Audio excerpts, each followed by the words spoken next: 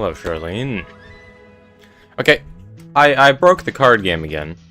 I don't know what I did, but every single time I right-click and then move my mouse outside of the bounds of the card, it goes there. I don't know why. Hello, Sugar. Why does it do that? And hello, Socrates. Hello, Lev. Why do you do this? I don't know why. Sugar, why does it do this? Every single time I hover off of it, it does that. I don't get it. How's it going? It's going pretty good. Where the Minecraft videos at? Shh, I'm editing, trust me. I'm a slow editor, it takes a while. Shadow. Why does it change the shadow position? What does this even do? Wait. The shadow is a... I don't know how this works, I'm gonna be honest with you. Do I need to change this? Let me delete this and see what happens. Oh, hyper.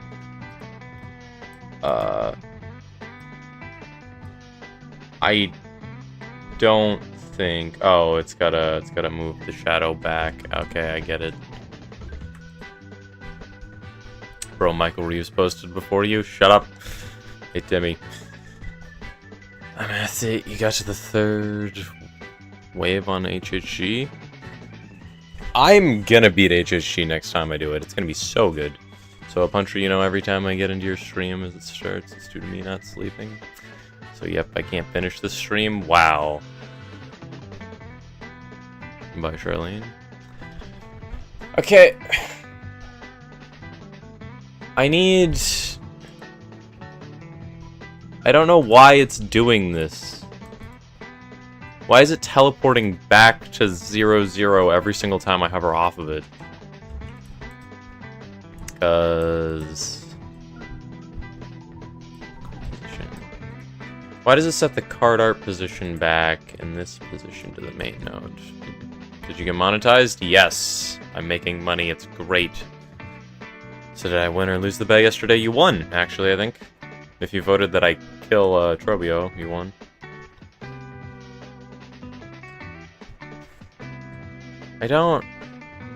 I'm so confused what I'm trying to do here. I'm honestly I don't really remember what I did that could have caused this bug. I didn't notice it last time. You can't even see the thing. When I hover off of it, it sets the card back to 0. Why?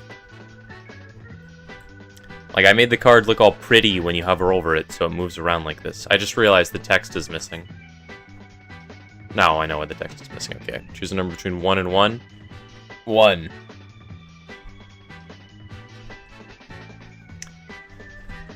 Like, why is it teleporting back to the beginning? I don't get it.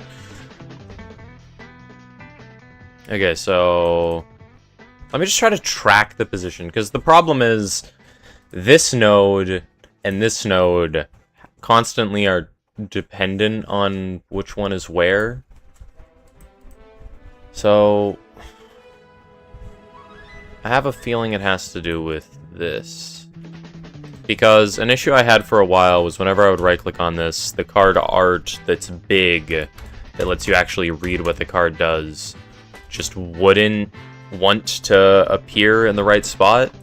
So I did some shenanigans to try and fix it. Puncher, what is your goal today? Fix a couple bugs. Maybe start combat between cards. That would be nice.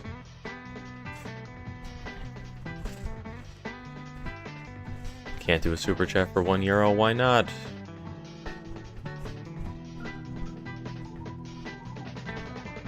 I don't... What am I supposed to do here? Okay. So... I take the position of the main node. Well, the problem is the big art, because I set the main node position to this position. And then I set the position to the main node position. And then I changed the card art position to 0. This does not make sense to me.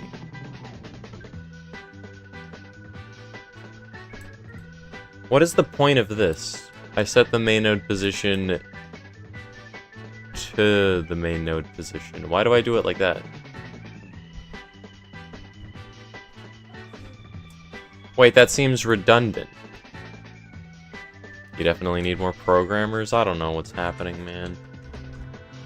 Hey, Ivan. Anyways, what would you do for me if I donated 2 euros? I don't know, man. I don't think anything gets broken when I do this. Why does it teleport away? I don't get it. I feel like I need to redo the position. Because I have a super jank solution for the way this works. So there's 3 nodes that are relevant. The main node, which is the position that gets changed when I do stuff like move the hand around. Then there's the card art, which is this, like, actual art, and, like, the shadow and stuff. And then there's the big boy. Now, the big boy, I need not tied to the card art. It also doesn't move around at all when I have the big art active, and I don't know why. It's really weird. Card stream, yay, yup. Pain and suffering. Why don't you move? The big boy works when you right-click? Yeah, I want the big guy to appear when you right-click so you can actually, like, read the text. Why the heck is the big boy art not visible over the card and the hand? That is wrong. That is very wrong. The card isn't moving around when that's visible. That doesn't make sense to me.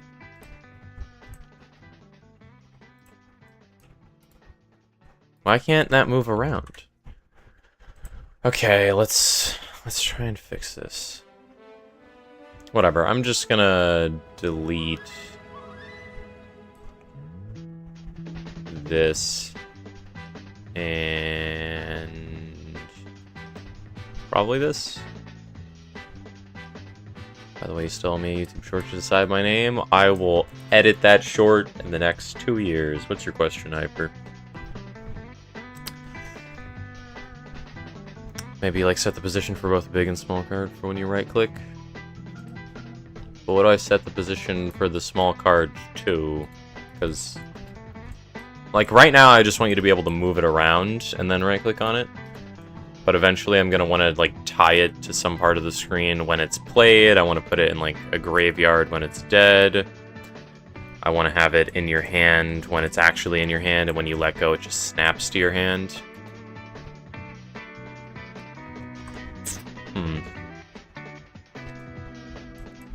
Hypothetically speaking, what should I do if I summon Satan? Hypothetically speaking, I don't know, man. Violence? Holy water? Santa water.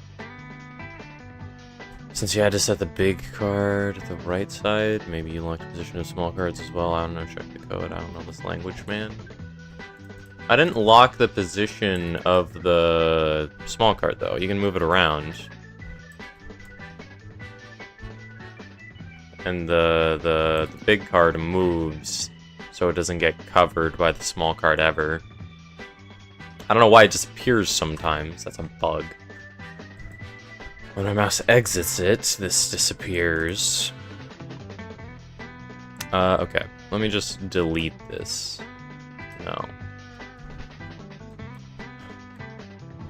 Okay. Let's get the old problem back. Nice, then what's the issue? I don't know. So when I pick this up, the big card art disappears. Why?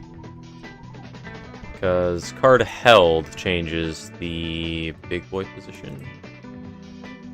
So yeah, when I pick up the card, I need the position of the main node to equal 0, 0, and then the card art position to equal my mouse position. Mr. Ark, have you tried reading my comic yet? I'm gonna be honest, I've gotten distracted 19 times. Like, you can drag this around. Why does the big art disappear sometimes when I'm just dragging it around?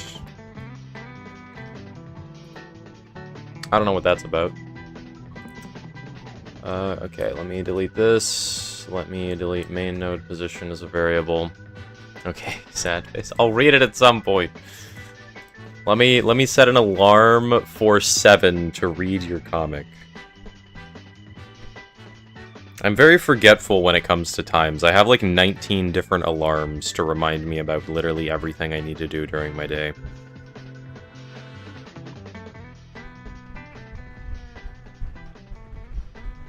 There we go. Alarm set. Okay.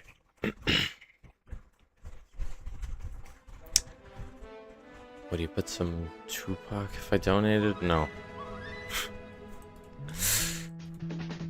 Okay, so what are all the bugs that I have to deal with right now? Is there a single person here that knows what Mr. Rock is coding exactly? I'm coding the like big boy card art because when I right click on the card, I want a big version of the card to appear so the text is readable. Because on the tiny card, like, you cannot read the text. It's invisible currently. Let me make it visible. Yeah, let's just put the rules. Yeah, let's just do all this. It's like super unreadable when it's this tiny. So I think it's just makes sense to have a big version of the card appear when you right click it.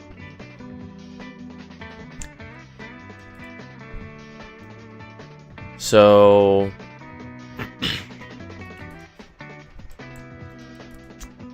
I need to figure out how to get the card art to lock positions, because currently it exists like to the bottom right of this card. So if I move the card in the middle of the screen, then right click, it's off the screen. I have to move it to like the top left so it's close to where it should be.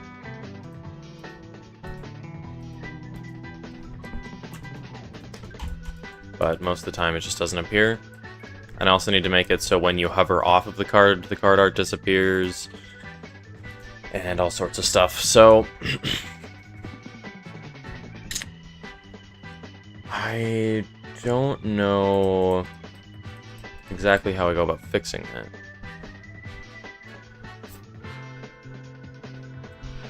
Man, maybe I might be able to watch your stream fully. I slept a lot yesterday. I might be able to stay up. Do not do anything unhealthy. How good are you at coding, Mr. Rock? Very bad. I took like one course. And then that's kind of it. I'm trying to figure out everything myself, though, so... I know a guy that could help you with your game if you want. The only thing that I think I'm going to need help with is, like, music and maybe sound effects. But I think I want to try to do like, most of it myself. I'll probably ask for, like, subscribers to help draw cards at some point. But for now, I want to practice my art skill, so I want to draw them all myself. And I want to learn how to actually program. And learn how this engine works fully. Coding, if it works, don't mess with it. But what if I need to make it better? That's my problem. Okay, so what I need to do with the card art is I need to account for where the tiny card is. My lord, I request that. Give me permission to count St. Joe to show me some merchandise. You can send the comic in general again if you want.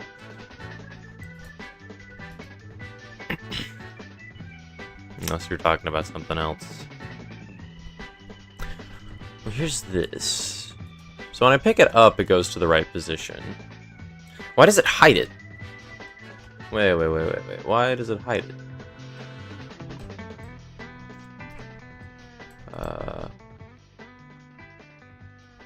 When I pick up the card, it disappears. Let me just check everywhere where we make the card art invisible. So when the button is released... We're supposed to make it invisible. That doesn't happen here, though. Oh, wait, does moving this? Put some Subway Surfers on the side. I am bored. Or programming. This entire stream is just doing nerd stuff. Wait, how do I get the position to work here? I set... You know, Wait, no, it works here. When I right-click the card... Okay, wait, do I just...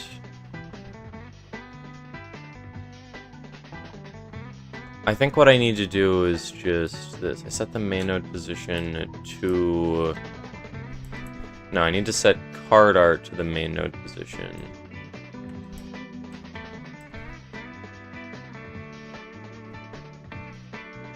And then I need to set the main node position to 0, 0.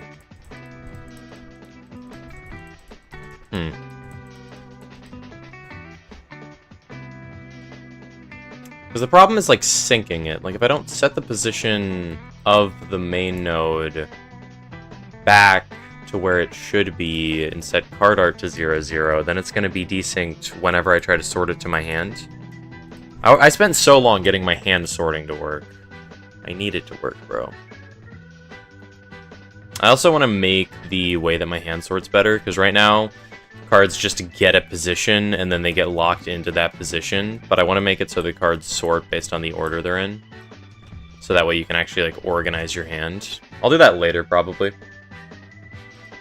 If your card is just in your hand and you right-click, what happens? Yeah, it's off-screen.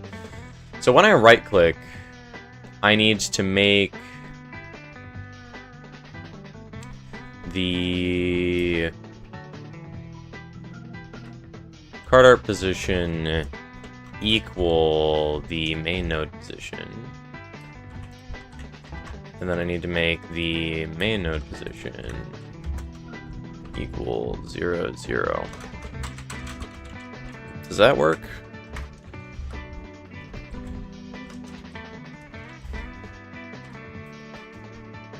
Please. Why do you need Subway Surfers? Enjoy my card game. It's entertaining, trust. Okay, when I move around, it disappears. That's weird.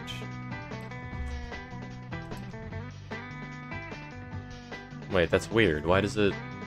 When I'm holding it, it disappears. So, if card held, main node position equals that. And then the card art position equals that. Do I need to do that? Or should I do it here so it's a one-time thing?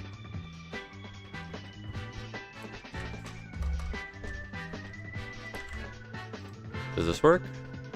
Where's chat? Chillin'.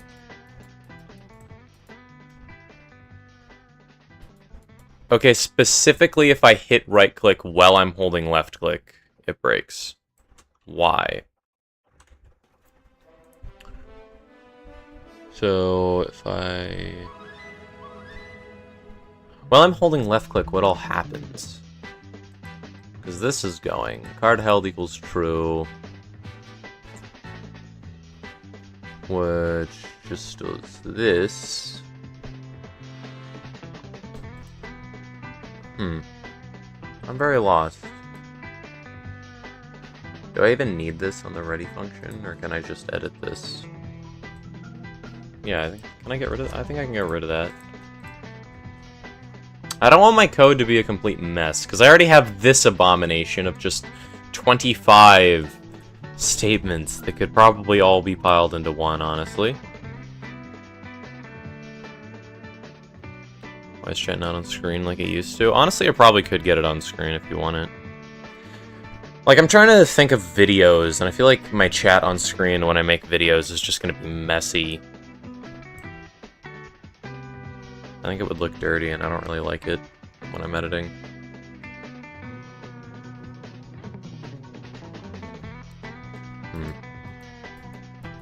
Yeah, when I right-click, it appears and then disappears almost instantly.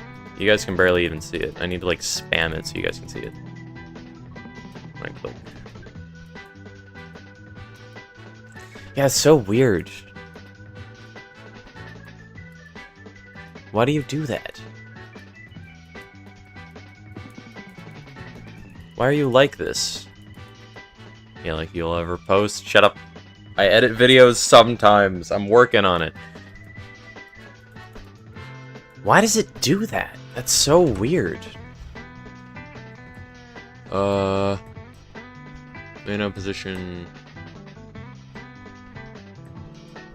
No, this is on release. When I right click the card art position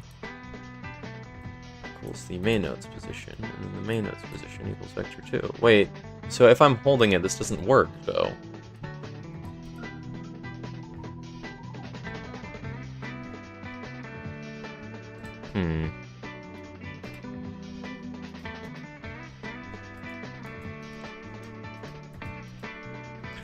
We have the bug again. I think I need to not do this if the main node position equals 0, 0. I should stream editing. You guys want to see me watch back one of my own VODs?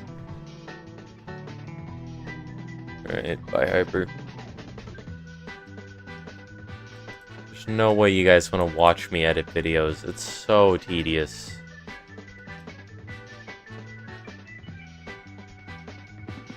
Radar position equals main node. This only works the first time. This only works for the offset.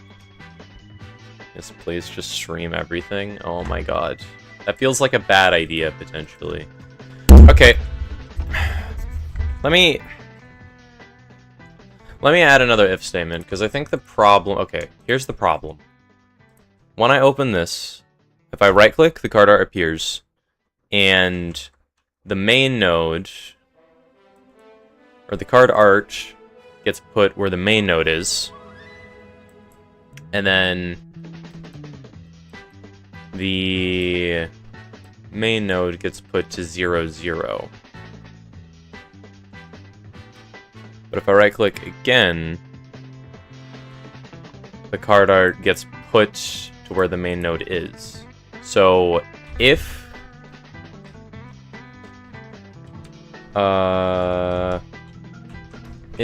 the main node does not equal vector 2, 0, 0, I think this should work.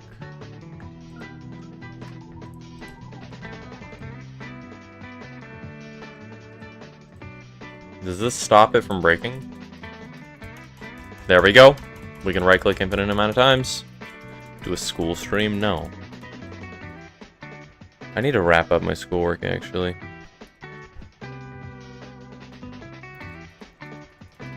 Okay. We fixed it. We fixed it. No, okay. The card doesn't move when the thing is visible, which doesn't make sense to me. Oh. Right. The card art... Oh, wait. These nodes are children of the node 2D, not the card art. So when the card art is in a different position, it doesn't move. Because the stuff that makes it move is in the top left. Huh.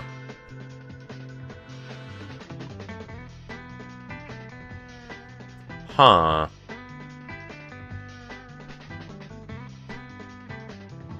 That's not right.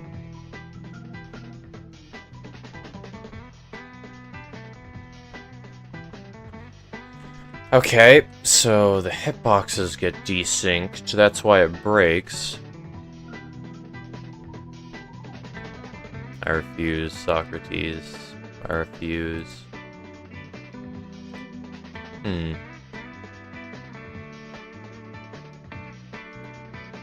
Maybe when I let go of it, I need to set it back.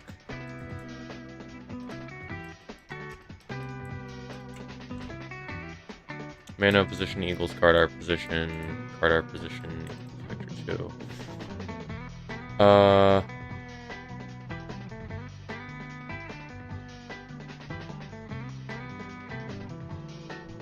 Huh. This is weird. Where's Presty? Somewhere doing something at some point, somehow, I don't know.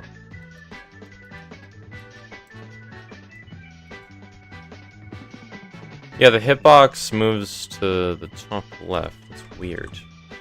Problem is, I don't think I can make all of these children of this and have it function properly. Does it work like this? Well...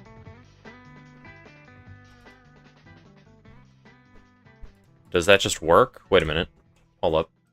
I need to make hitboxes visible real quick. Visible collision shapes. Where is the card? Here it is. So, wow.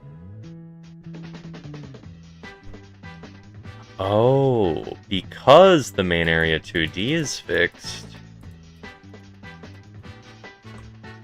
it's still fine. Why does the main area 2D fine? Shouldn't it also get desynced? Wait, why is the area 2D fine?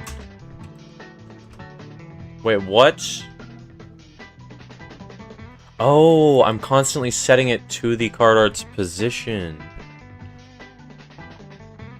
I could do that to literally all of these as well.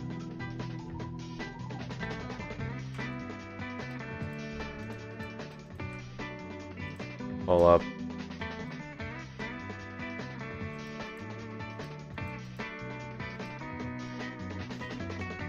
Choose a Netflix series for me to watch, please. One Piece. Have fun. Alright. I guess I'll do this in the jankiest way possible. Make all of these constantly equal the card art position. 2. Then go 3. This is such a mess, but it's gonna work.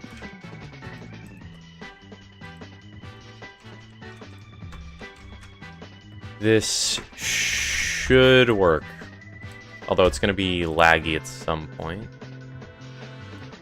Invalid assignment of property or key position with value vector 2 on base object of type null instance.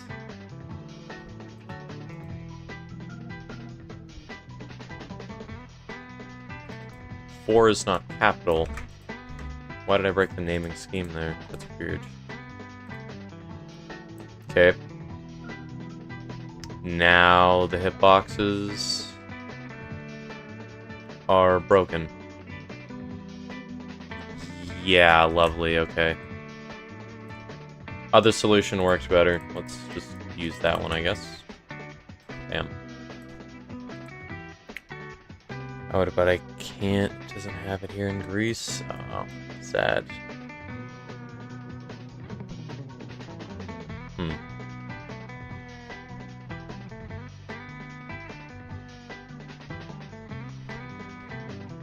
Okay, this hitbox works fine, I think. We can move it around, we go here, they go back to normal. Okay. You can see the Area 2D hitbox flash to the top left. It's not something visual though, so I think it's fine. I think it's fine. Should be good. Alright. I need to figure out one card perfectly before I can start making other cards. Unless there's some, like, weird thing I can do to cards. To make them somehow be, like, all editable at the same time. Yeah, if it would have finished it already. What good stuff does Netflix even have? I haven't really watched anything on Netflix in a while. I was watching Dexter before it got taken off of Netflix. I didn't even get to watch, like, season 4. At all. It sucked. I got scammed. Okay. Let me make collision shapes invisible to see how this looks. Yep. We are moving the card around. There we go. Okay. Bug has been solved for the most part. Any progress? Yes, the bug is gone. We can move the card around. The card looks sick. We can right-click and still move the card around like this. We can spam right-click. The card doesn't teleport back to the beginning. Yeah, we still have it here. Aww. Well, watch Dexter if you haven't. I liked seasons 1, 2, and 3. I hear a lot of people love season 4. Okay, the card is moving, you can right-click. Okay. I want to add the Bellotro thing, I think.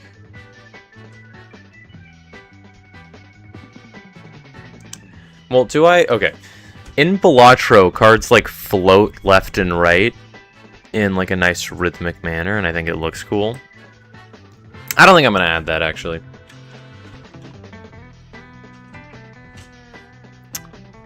Yeah, I'm not going to do that yet. Maybe ever, I don't know yet. We'll see. I do want to fix a bug that's been annoying me for quite a long time. If you look at the card when it's moving towards my mouse, it moves kind of slow, and the problem is I can exit the card's hitbox while it's still following my mouse. So the big card disappears. So I want to make like a little delay when it leaves the hitbox.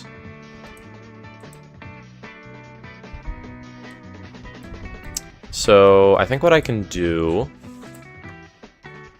is, okay, so on mouse exited, how can I add a delay? Actually, I'm just going to ignore that bug for now. It's a minor graphical bug that you kind of have to like force. It's probably not going to come up most of the time. I think I can ignore it safely. Okay. So, play the game. You enter in. I want you to draw cards straight off the bat now. Actually, let me Google how you make a timer in between things. How to make a delay in between...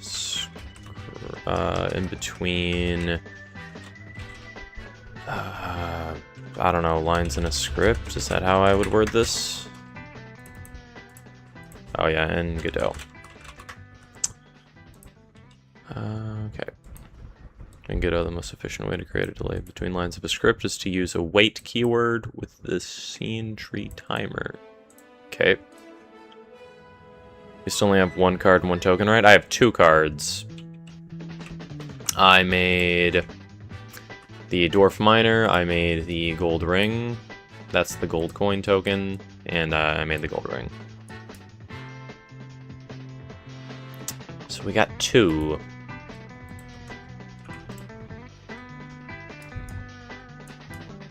My Socrates.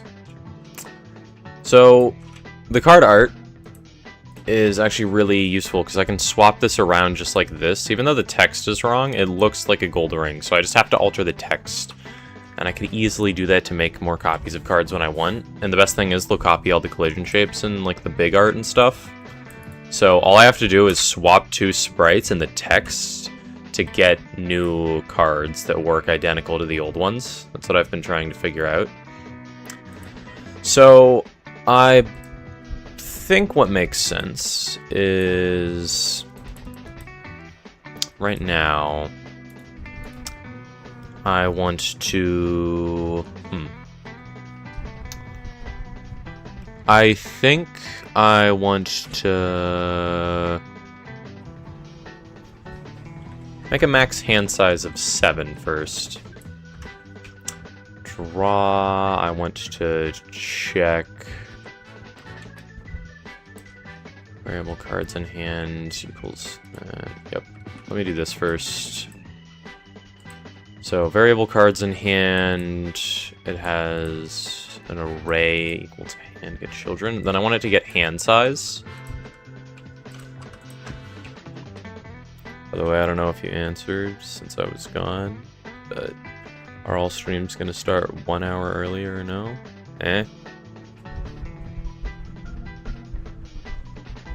I start at 2 p.m. Pacific Standard Time every day. I'm not gonna change that yet. I could change it. I kind of want to make my streams later.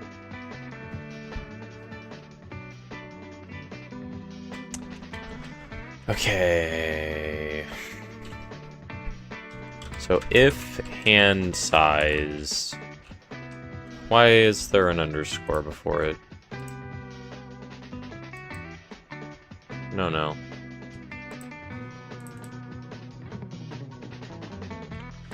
If hand size is... I forget which one is which every time. hand size is less than 7, I want it to do this.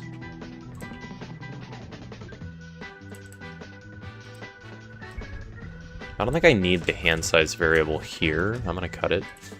Oh, I added an underscore because I wasn't using it. But it usually starts at 11 p.m. my time. It started at 10 today. Wait, did daylight savings happen and I didn't notice?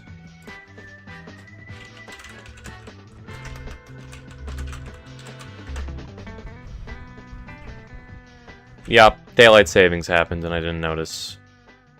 Hilarious. Okay, so my clock's offset by 1 hour. Whatever.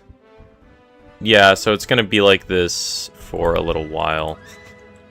When does daylight savings end? Okay, November 1st is when daylight savings end. So yeah, for a while it's gonna be like this. Okay, well. Okay, if card selected. Okay, yep. This is all good. Okay, so if I change these to 6. Now, if I spam draw cards, it stops after 7. So in my game, there is a max hand size of 7. You cannot physically draw cards over 7. So I want you to draw 5 cards when the game first starts. Wait, how does a wait work? Is it like 15? Do I need to add an argument like this? How big our deck's gonna be? Probably just 60 cards. I do not know how a wait works in Godot. Let me Google it. A wait in Godot. Okay, the await keyword in Godot's GD script is used to pause the execution of a function until a specific signal is emitted.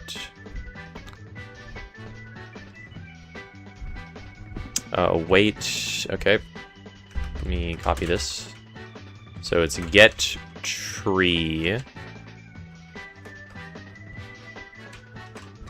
dot create timer. Then I enter the time in here. Dot timeout.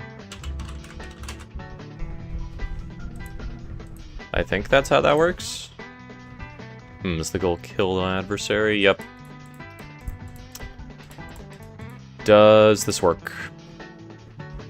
Draw a card, draw a card, draw a card, draw a card, draw a card. Okay.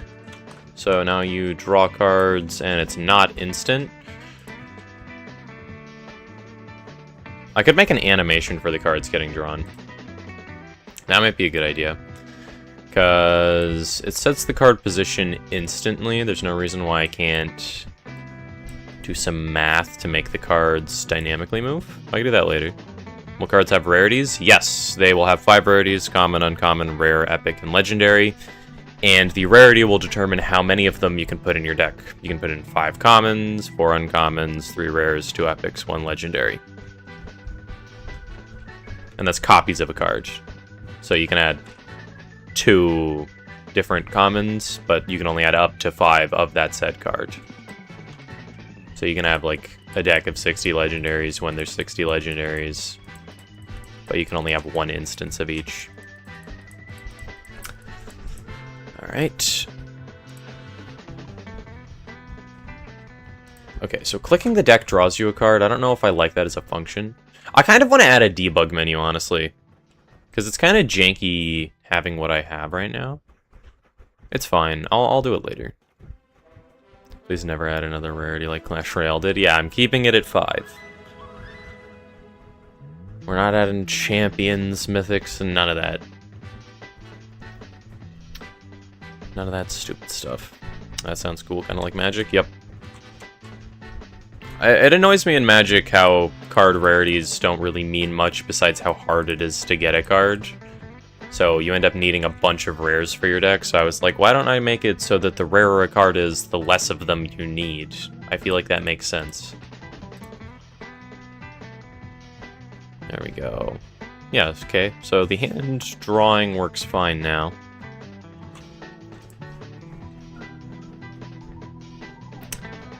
There being no animation is kind of jank. I need to do another drawing stream where I can draw the back of a card so I can actually see it here. It lands in this game though, right? Yep. Casting costs will be based on either a token, so when Dwarf Miner enters the battlefield, create a gold coin token. There will be cards that have a cost in the top right that is like 1 gold, so you would have to spend the gold the Dwarf Miner makes to cast them. However, played undercards? Nope. But you can also discard cards to play some cards. I haven't made any cards that have costs because I just want to get free ones and tokens working first. But I'll do it eventually. Okay. So I think it makes sense to track cards by keeping them as children of nodes like this.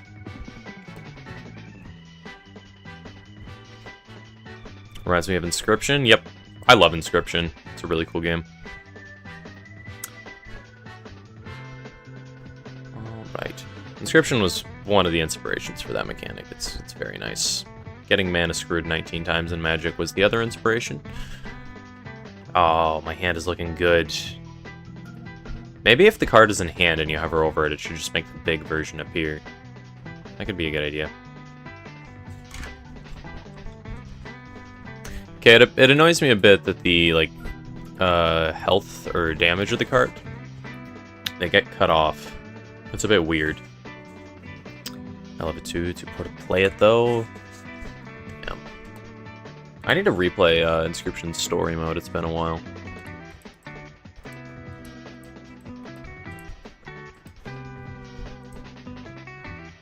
It's so lovely.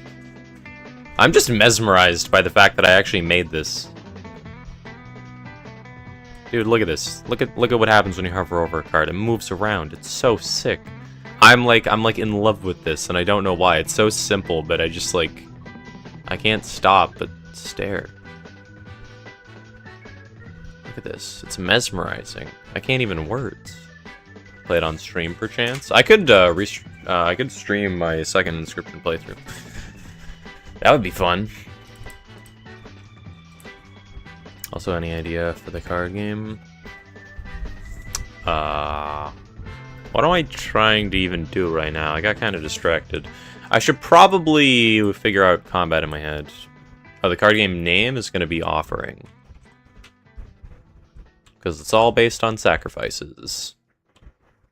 Because you either have to discard cards or sacrifice a token to play cards.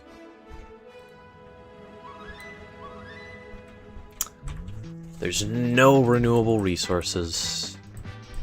Unless you use, like, some cards that make resources themselves renewably. So there is renewable resources. Okay, doesn't matter. Let's stop watching my beautiful hand get drawn. Oh my god, that looks so good. Oh my god. I'm getting distracted. Let me make the text invisible again, because it just looks ugly.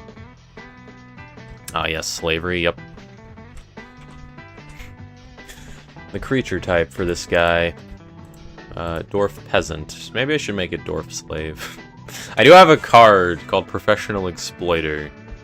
Which like, lets you... I forget exactly what it does, but it does something with peasants that makes gold. Alright, so we're gonna make another node 2D. So, throughout the course of a game, you start, you draw cards, then you get to play them. So I need to make a, like, battlefield. I think that's a good objective. Will the game be free? Yes. I want people to play my games. I just feel like it's nice to have free games. I know a lot of people can't afford games, and just making it available to absolutely everyone seems like a good idea. I want to make another one of these. So let me rename this node to center line.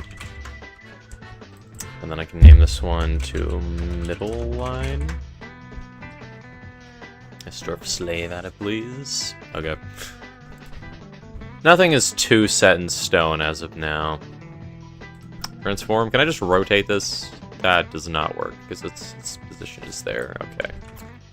Collision shape. How do I change where one end is? Oh, here it is. So I need to make it the middle. Manage to host a tournament. Whoever wins gets a wish. That would be a good idea. I do want like a bunch of community involvement, but I feel like that's a bit optimistic when I'm first starting the game. I want to make sure the game is good first of all. And then I can do all sorts of community stuffs. Bam. Wait, did I move this? Wait, why is this like this? Wait, why are they tied together? Wait, what?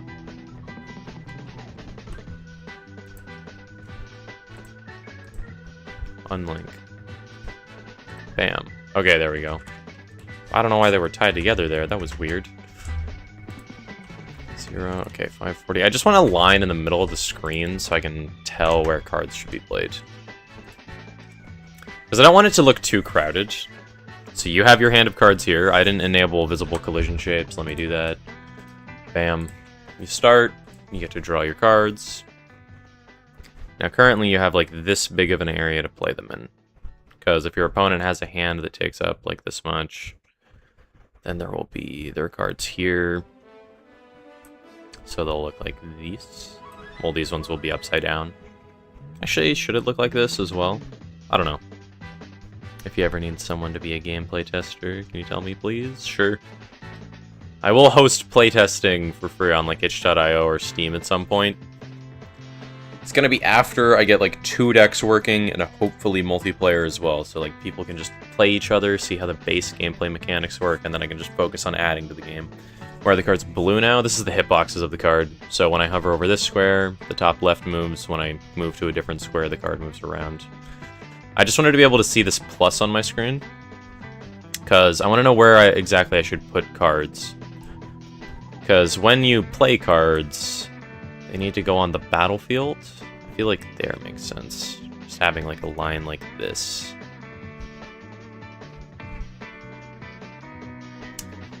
Because you could probably have like a graveyard here. Wait, is drawing cards? It doesn't sort your hand.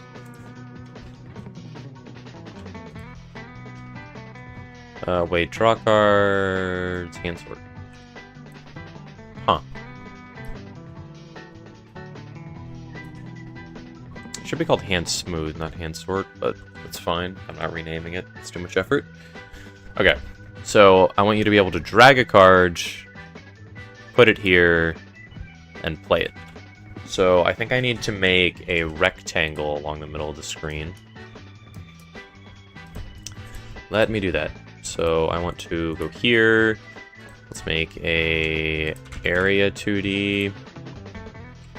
Then let's add a collision shape for it so I can detect a mouse movement. So signals, I need to have... How do I detect input event? That's what I need to do, I think. Bam. So now I want to copy the part from the script. I want to memorize this. So if event is input event mouse button. If event is input event mouse button. There we go. Let me just put pass so it doesn't bug out. And then I want if the event button index is the mouse left button and releasing it. If event is mouse button left, it's event mouse button left. No, it's event button index. Got you. Button index. Then I need to check if it's mouse button left and event dot. I think it's released. That should be good. Let me just make it print something so I know it's working. Print. Egg. Egg is the best test word. It's my favorite. So that should work. Let me get the collision shape to actually be something. We're gonna make it a rectangle. Alright. Size. We need it to be big. Come here. Bam. Let's get you up here. There we go. It should probably go in the middle of this. There we are. And it can go all the way over here.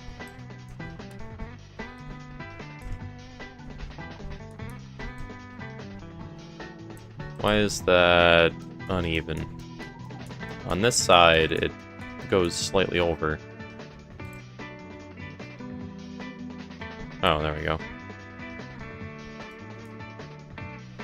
Okay, now the vertical height. I need to make it, like... What makes sense? Because when you play a card, you need the ability to...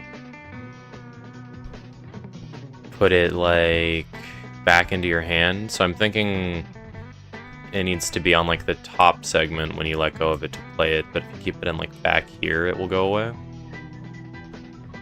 So I think that's good, honestly. I need to make it taller. I need to make it cover the whole enemy side as well, I think. I think that makes sense.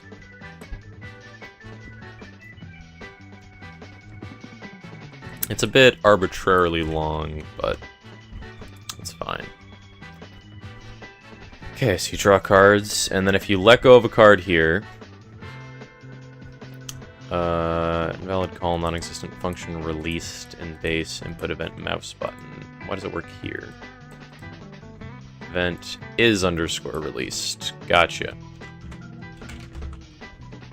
So this should work.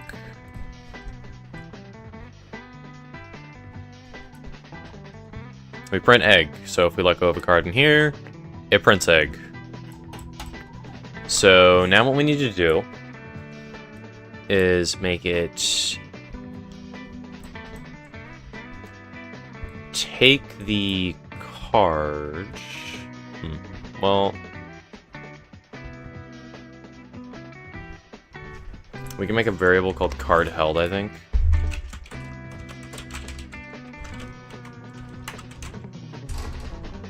It's a bit annoying that I have card held in here and card held in here. But it should be good. Okay. So when I pick up a card, I need the card itself to emit a signal to its parent. So I need to Google how that works, because I actually don't know. How to make a child node send a signal to its parent in Godot. To make a child node send a signal to its parent in Godot, you must define a custom signal in the child script and then connect it to a function in the parent script. Gotcha. So, other than Inscription and Magic, did you play other card games? I played Pokemon a bit, and I don't really remember anything about it. Let me just check Steam. I guess Blotch. Oh, what? What do you mean, what, Paco? We're making a video game. You draw cards, then you can move the cards around. They become big. This is it. This is it. Why did the card disappear?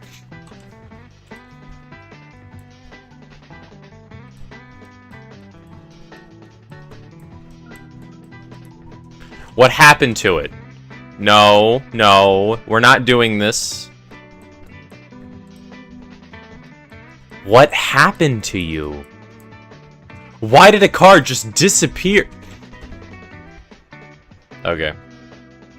Nah, that's cool. That's cool. That's cool. Did something break? Apparently, I have no idea what broke or how it broke. Okay, signal. How do I make a child node have a signal? How do I make a custom signal? Define the signal. Is it just its own thing in a script? How are you doing, Paco? Signal card held.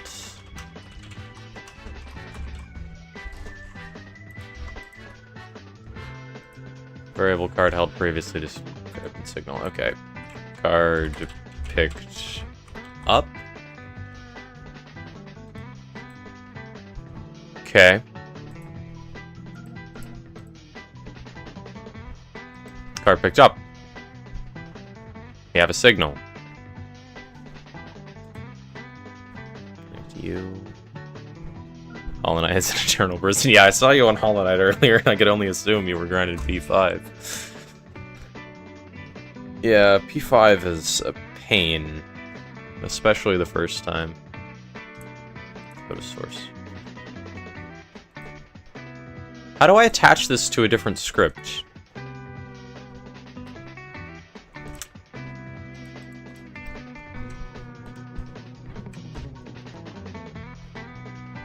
Function something happened. Emit the signal when a specific event occurs. Yeah, how do I change the parent script to have it? Prelude the child scene. You need to connect the signal. You gave up, honestly?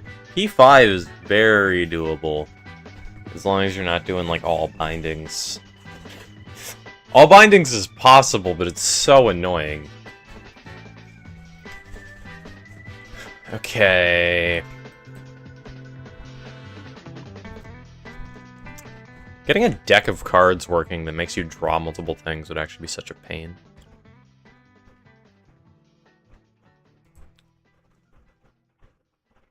Okay, so you can pick it up, let it go. It says egg. Do I connect the signal to the card here? I don't know. Okay, hold up. Let me go here. Let me go here.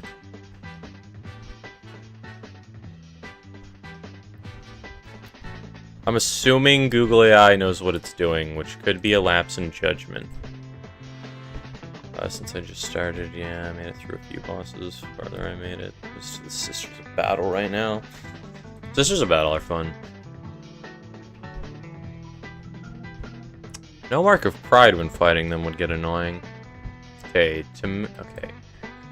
Define a signal, name experience, change the necessary amount, signal, experience, change amount. Okay, so it has the variable.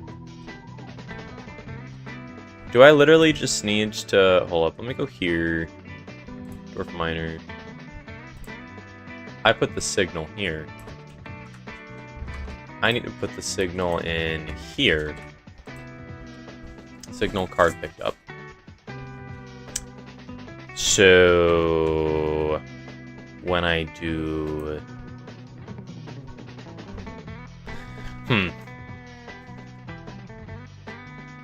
Maybe I should just signal card dropped. I think that's all that matters. Signals. Okay, so if I go to the main script, you know, if I go to here, card dropped. Okay. On receiver. Wait, receiver method. Eh? How do you... Wait, emit the signal when a specific event occurs. And then there's the signal. Wait, so yeah, this is supposed to emit the signal. And then this needs to catch the signal. So let me emit the signal first, and then I can figure out how to catch it in a bit. So I want to... When it's pressed, I need this to... Wait, no, when I let go of it, I need it to update.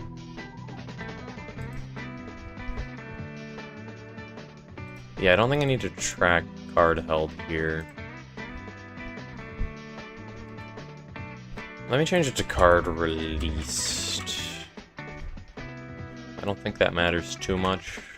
I'm gonna do it anyway. So when the card is released, I need to emit signal card released. So when I emit the signal, I need a node to listen for it.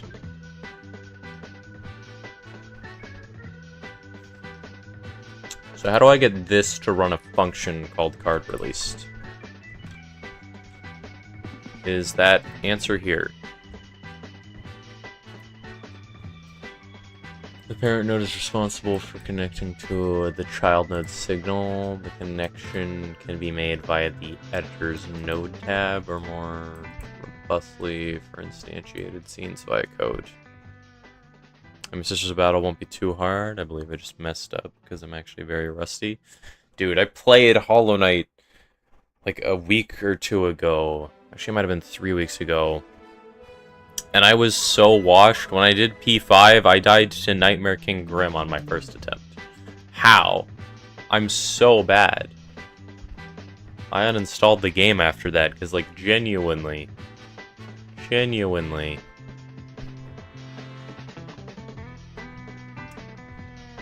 Okay, I need to get the scene. Connect the child's experience change. Wait. On child change function. Child instance experience change connect. Wait, so I need to do.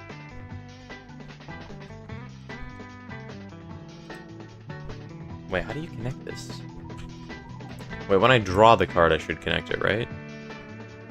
Man, stop complaining. I'm gonna smash that rock solid head of yours.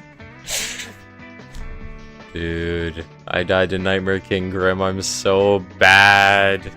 I'm so bad. How? Next wish is gonna be every time you die in Silksong, you have to go eat Hollow Knight. That would actually be a really funny challenge, and that actually wouldn't be as annoying as Steel Soul. Because I would get to speedrun Hollow Knight. That would be hilarious, actually. I'd like that wish. Plus, I like almost never die in Silksong, and I'm probably not gonna die like ever again after I finish Steel Soul. Unless I'm like washed. Wait, so I need to. How do you connect a signal? Child instance. Let's see. Wait, so after you instantiate, which is this, add child instance. And then it runs hand sort, but before hand sort, but when I get my wish, oh my god, no. So you need the name of the node.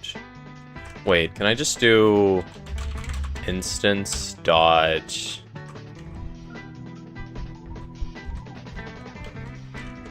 Is it gonna show here the signal?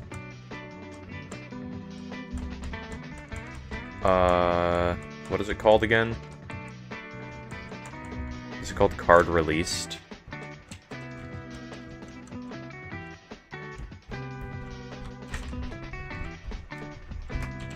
Released. Does that work? Does this experience change? Wait, so if I do .connect, what happens? To give me some leeway, I'm doing it with all bindings for my first completion of it, just like with P4. You have experience? Yeah, doing it with all bindings is an entirely different beast. Like, I died in Nightmare King Nightmare King Grim so much. If he two-shot me and I didn't have Mark of Pride, I gave up the moment I realized there wasn't a checkpoint after Sly. Okay, Sly is easy. Even with all bindings, Sly is easy.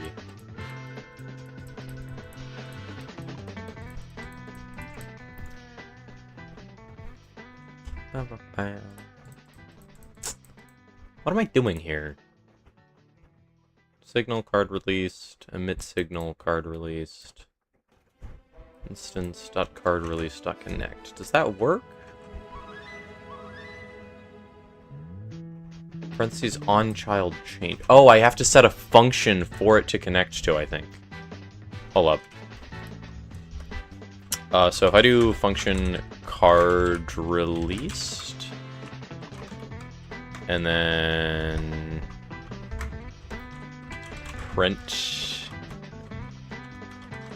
egg.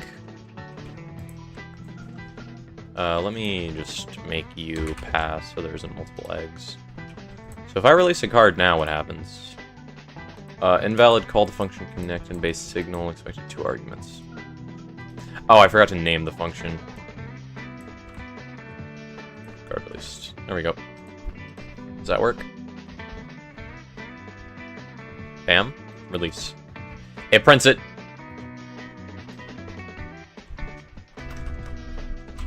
Paco is bald. Does this works, doesn't it? Where the hell did the card go? Wait, it went here. Where'd the card go? Release. Paco, okay. There we go. There we go. It works. We can use this function whenever we want. So on card released, I need to check what it's colliding with. I think I need to do this above here. Huh. Cards don't get sent to the back rooms. I think I figured out what's causing the bug. When you draw a card while you're holding one, it just goes to the Shadow Realm. Wait, no, it gets sorted. That's even worse. Draw. No, it doesn't. It goes to... Man! Why you gotta be this way? This is gonna be such code spaghetti when I'm done with it. Oh my god. It goes in the back rooms. Where does it go? That's my question. You see the hitbox appear in the top left for like a... Excuse me, sir? Why are you down there? The card is tied to my mouse, but it's in the... It's because I changed the main node position, but not the art position. Jesus Christ. Bruh, what is this? Why is the... No, I'm not fixing it. I'm not fixing it. When we have a Shadow Realm-like ability? I don't know, man. Probably. Okay. Thank God I don't have to code.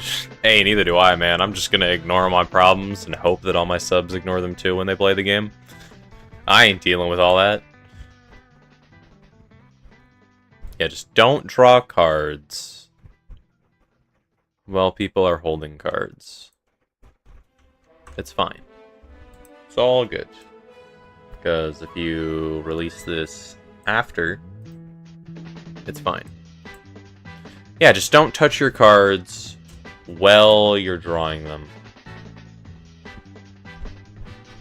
Actually, I could do a jank solution and just make it so you can't physically pick cards up while you're drawing cards.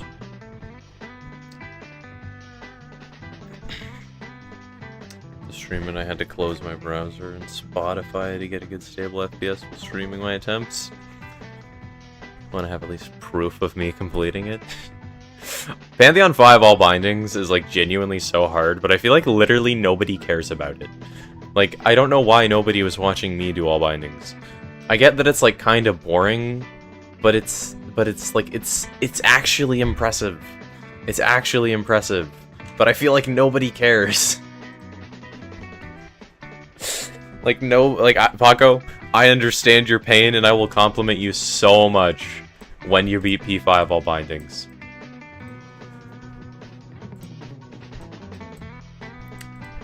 Okay. Why is this like this? Okay, I need to make the battlefield work.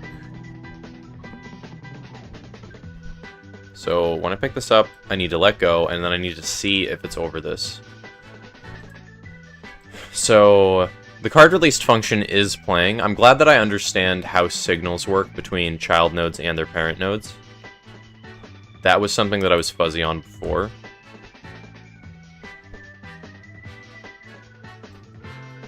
So Oh yeah, I can figure out combat calculations easily with that, I think. Is it gonna be tough? I can actually include arguments, can't I? I can add parentheses here and get data, I think. Data? Okay, what am I doing here? So, on card release, what order do these happen in? Egg. Print. Go. What order are these going to be in? I was streaming it a while ago. I use OBS. Beware low bitrate. I'm so glad I have fast internet, man. A low bitrate curb stomps multi-streaming so hard. Okay, so I pick this up and I let go of it. Paco egg. Paco egg. Egg Paco. Why is it backwards now? Okay, well, it's inconsistent. Not great. What if I just make it pause for a millisecond? So it's await dot. Can I recall this? Await dot. Is it like timer? I can't remember what it is. Await get tree dot time. It's not timer. Is it timer? Create timer. Then you put the time you want it to wait in here. So 0.01. Bam. Dot timeout. I'll remember this eventually. So it now is going to pause for 0.1 seconds before it prints Paco. So Paco will consistently be beneath the egg, I think. Why is it different here? 0.1. Make it so when a card gets sacrificed, you hear the Roblox sound, but with your voice stressed. No. What? Oh, Paco's just a test word I chose, coincidentally. Please work. Okay. Egg Paco, egg Paco, egg Paco, egg Paco, egg Paco. It should... If I spam left click, it should always work the same way. Because what I have in mind, when the card released, I want to make variable... Let me just do card released. Why would I make it run its own function? Variable card released.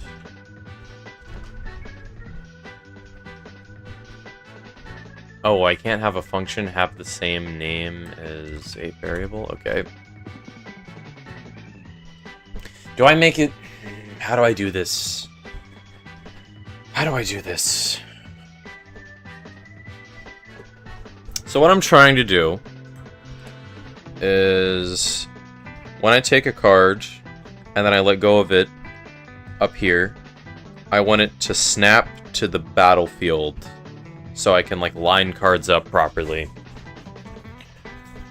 So that way I can store them all nicely in a little box. So you'll have your cards on the battlefield that you can actually, like, fight with. So they're separated from the cards in your hand. But it's... strange. Vengeful Kings are such rage baiters, sitting in the corners, summon spamming minions. I know, Vengeful Kings are so annoying. I kind of wanted to learn the fast strats for them, because when I was copying the like Pantheon 5 all binding speedrun, like trying to copy it, even on like hit lists, they use speed strats for the early bosses because it's just not worth being careful on them. Because like if you get hit or mess up or die, it's like it's whatever because they're the first boss. But like the speed strats for some bosses are so annoying. Okay, card dropped. So I want card dropped to equal Well, I need to... How do I determine what card is even released? That's a problem. Card released...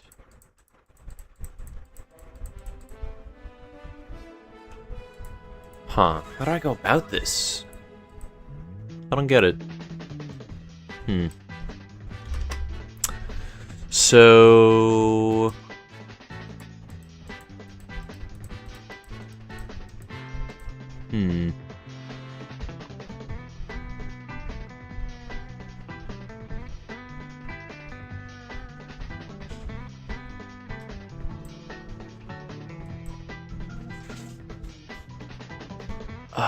I don't know.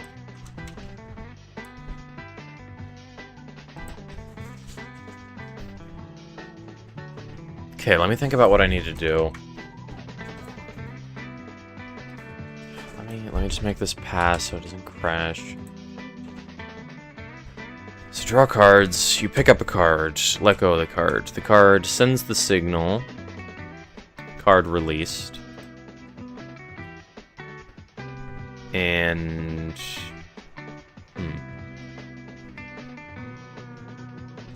Well, card released, I should run hand sword, I think.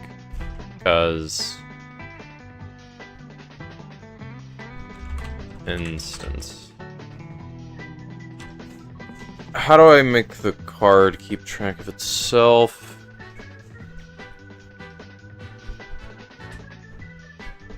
Sorry, parent hand. I shouldn't do this here, should I?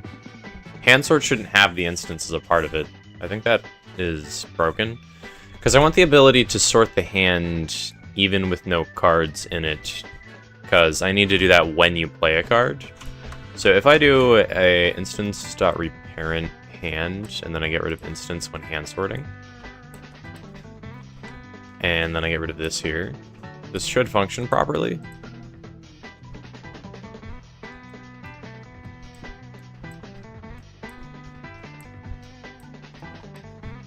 Okay. The card you're dropping does not count. Oh, it's calling hand sort before this is reparented. Bam. DU function. Pick up, drop, pick up, drop, pick up, drop. Me when I spontaneously combust after trying to no-hit oblobbles. I hate oblobbles so much, bro. They're so annoying. I hate projectile spam bosses. They suck. I'm gonna be the best game developer of all time because I'm not gonna add stupid garbage like duo bosses. I'm not gonna add projectile spam bosses. I'll make bosses that are actually good when I finally make a Souls-like game in 2040. Okay, and get children. If I do this, what happens? Stop breaking! Draws the cards. Very cool. You let go, it's fine. Draw the card, they all sort. Do you have any cool card ideas yet? Not really. I'm just trying to get, like, the basics of the game down. Like, I want the fundamentals first, and then I can start going goofy. I do want to come up with a bunch of, like, wacky card ideas, though.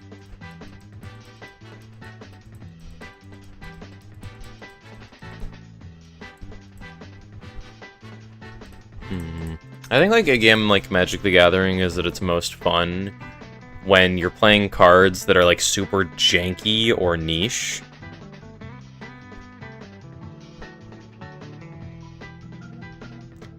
Because I feel like Magic ends up getting too optimized at a point where you're just focused on killing your opponent as quickly as possible rather than having fun and trying to pull off something cool.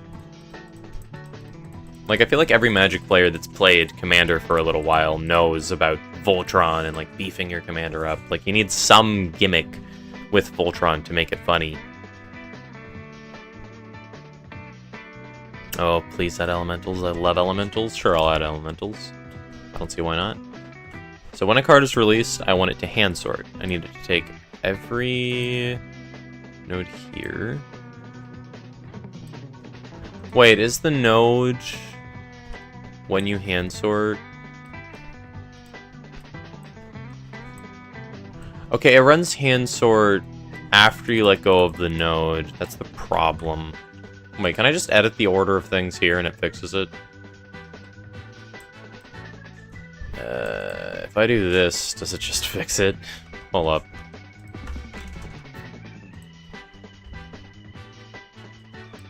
It does. Yes, I'm a genius. Maybe, is that a good idea? Yeah, I'd rather have fun than beat my opponent in one turn like Yu-Gi-Oh! Yeah, I want the games to be drawn out and, like, decently long. I also, like, I came up with an entire, like, card type that is specifically gambling. And I think it's hilarious that, like, gambling is, like, could be an actual archetype in a card game. Like, one of my favorite Magic the Gathering decks is Krark and Sakashima, which are partner commanders.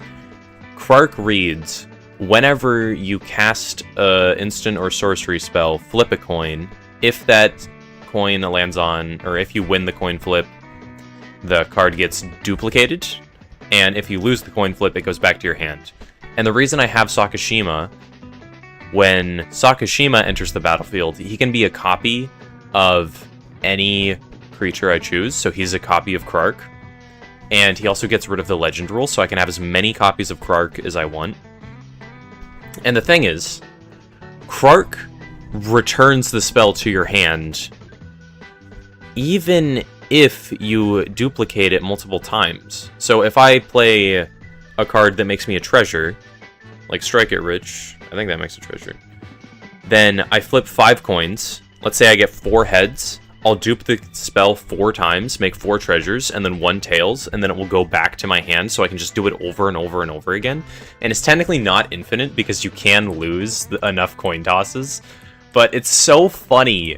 And I don't even run spells that make mana, because I just like playing theft spells in that deck and copying them a stupid amount of times, and just having an army of goblins and then stealing all of my opponent's stuff. It's hilarious. And I love the fact that that deck is just gambling. It is one of my favorite decks because of that.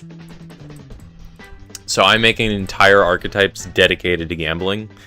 I want a card like Roll the Bones, or like roll a 6-sided dice. If it's 1 or 2, make 1 skeleton, 2, 3, make 2 skeletons, 3, 4, make 3 skeletons. And then I'll have a spell that costs the exact same amount, and it makes 2 skeletons. So you can choose the gambler one, which is higher risk, a higher reward, and it's exactly statistically as consistent as something that doesn't do that. And I want cards that like mess with odds, so you can like somehow make the spell technically more efficient, but it requires more setup. You were a born gambler. I love gambling so much. It's so funny. And a gambling archetype is going to be hilarious. Alright. Cards like that are just going to be amazing. Okay. So...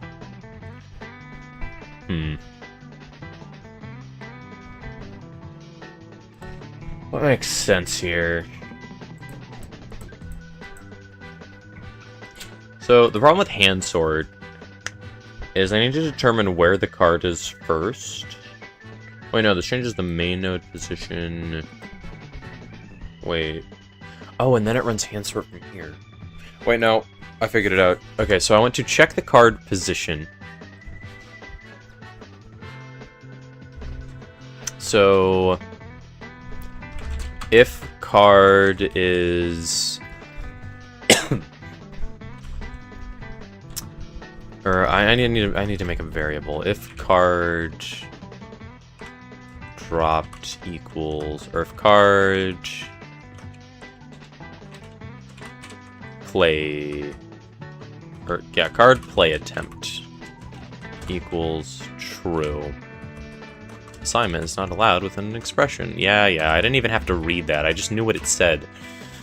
Then I want this to go like this, and then hand switch. And then I go here. Card play attempt needs to go up here.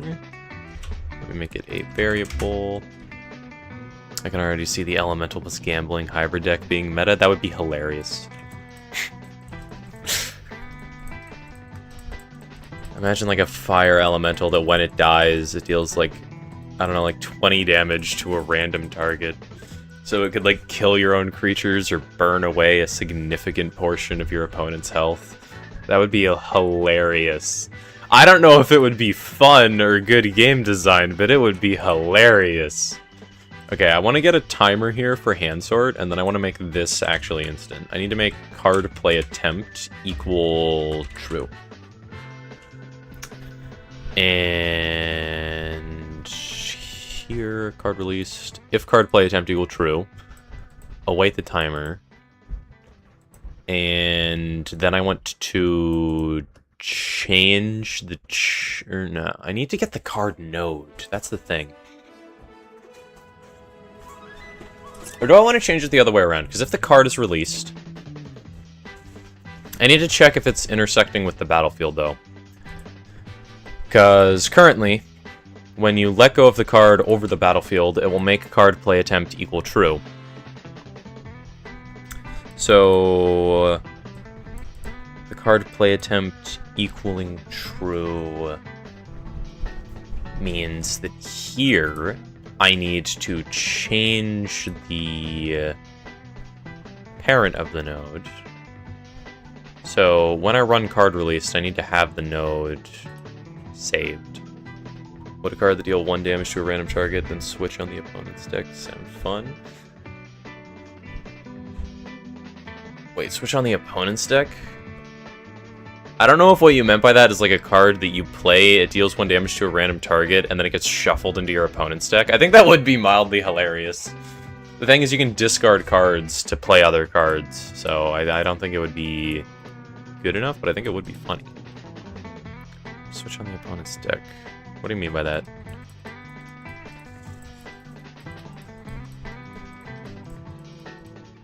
I definitely want to go in favor of wacky cards rather than serious try to kill your opponent quicker cards. I definitely think those are more fun. So, card play attempt, if card play attempt equals true, which is going to get switched on when you try to play a card. What if you're forced to play it? That would actually be really funny. I don't know if it would be good, but it would be really funny. Like, this card can't be discarded. And you must cast this card if it's been in your hand for more than 1 turn.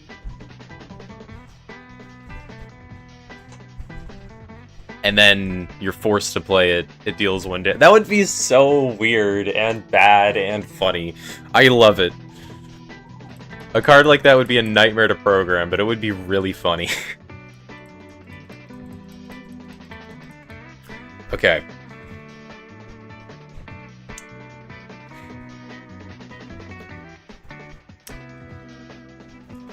It could potentially ruin 1 draw too. Oh yeah, it could. But the thing is, it's gonna go back into your deck, so it's... on average, it's fair. On average, it's fair. So I guess it could have its uses.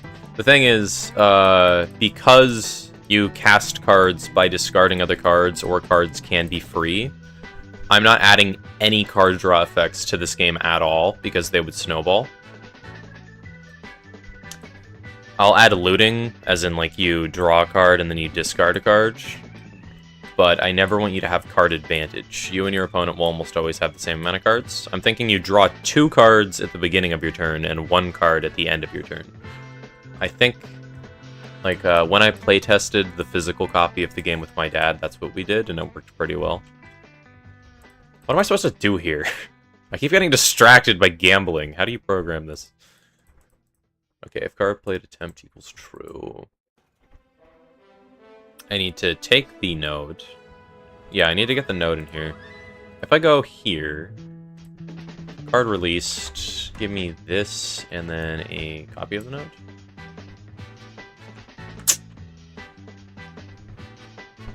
Let me try and delete the node through the script. I feel like that would be a good way of telling what I have. On card ready, I could have card. There's a physical copy? Yes. I made a physical copy of the game to play against my dad and like figure out all the rules and mechanics before I actually started programming a digital version. Just so I didn't like waste time on stuff that wasn't going to be used. Variable card. Let me add a dash here, or a indent there. Okay, variable card equals. Can I just make it this? The default value uses $sign, which won't return nodes in the scene tree before underscore ready is called. Use the onReady annotation to solve this. OnReady. Yeah, I don't understand. What factions are there yet? I've only made decks for 2 colors. Black, which is like skeletons and stuff. And orange, which is all about greed. So there's like dwarves and Lone Shark, which is an actual shark. He's a goofball. Can't wait to draw him. Out of here. Bam. Sorry, I'm probably asking too many questions. All no, I love talking about my card game. I cannot wait to get all of this programmed and working. It's gonna take 12 million years, but I'm gonna do it. Okay, so I need to take card. If I do print card, does this work? Bam. It's giving me an error.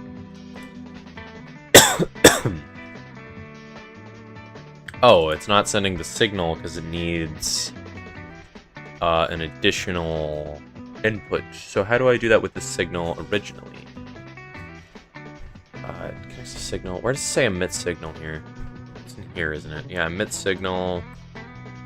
Okay, so it's the name of the function? Yeah, it's the name of the function that you want to run, I think. No, it's the name of the signal. And then it's just a comma, and then the argument you want. So I want card. Oh, by the way, the whole 1 damage switch to X card idea I had was made because I heard you coughing. Really? Okay, so you put this here. I got rid of the card again. Get out of the Shadow Realm, Timmy. Get out of the Shadow Realm. I'm trying to shoot you. Oh my god, I need to be patient. I can just make it instant and then that bug doesn't happen anymore, you know? Yeah, let's just do that. Bam. Your cards get drawn instantly, bugs don't happen anymore. Alright, okay, so I want to take card. Can I like dot Q free? How do I kill cards?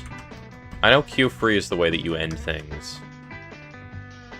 Why does Timmy just disappear? I don't know.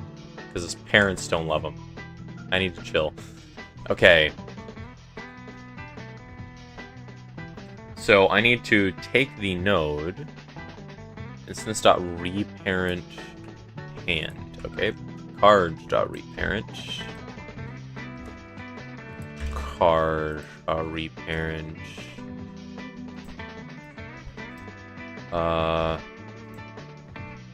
What does this node 2D do?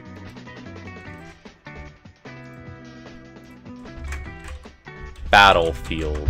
I did not spell battlefield right at all. Okay, I need to make a container. How do you make a container? Wait, okay. Come back. What's up, Timmy?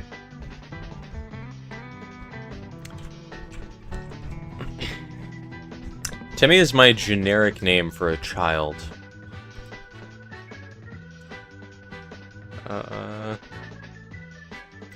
Think about how many adult Timmys you've met. Not too many. Container. Okay, This class for all GUI containers. A container automatically arranges its child controls in a certain way. This class can be inherited to make custom container types. Can I do this?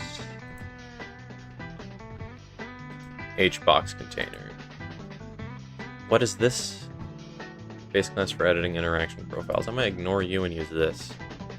Good Sam, that's why I picked my name. A variant of box container that can only arrange its child controls horizontally. Child controls are rearranged automatically when their minimum size changes. Really? Yoink. Okay, let's do some testing. So, we now have a container. Bam. Now, I want to sort cards into this container.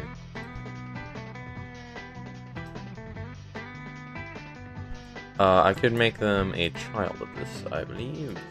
Let me cut battlefields. Let me rename this to battlefields. You can't just summon me and have nothing. Yeah, Ivan, what do you want? No, but for some reason, I don't know why, when you draw cards, well, I do know why, but when you draw cards and you like click one while you're drawing a card, the card you have just disappears. I don't know why. I do know why, but I don't know why. So you can just make a card go in the Shadow Realm. It's tied to my cursor. It's just in the bottom right by a lot, so it's just down there. It doesn't matter because I can't test. Eh. Bruh. Whatever, I'll fix it later. I know how to fix it, I'll deal with it later. Okay, card reparent hand. I want to card reparent battlefield. So if the node is a child... The hand sorted! That's wrong. Okay.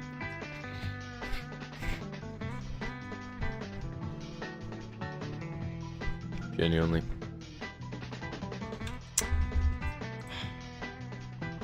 Damn, let go. Okay, now I can play cards functionally. The hand will sort. So now if I play this card, the new hand will sort like that. Okay. You can play cards to an extent. So if I go remote, main battlefield, they're children of the battlefield node, but they're not getting sorted. Which is weird. Okay.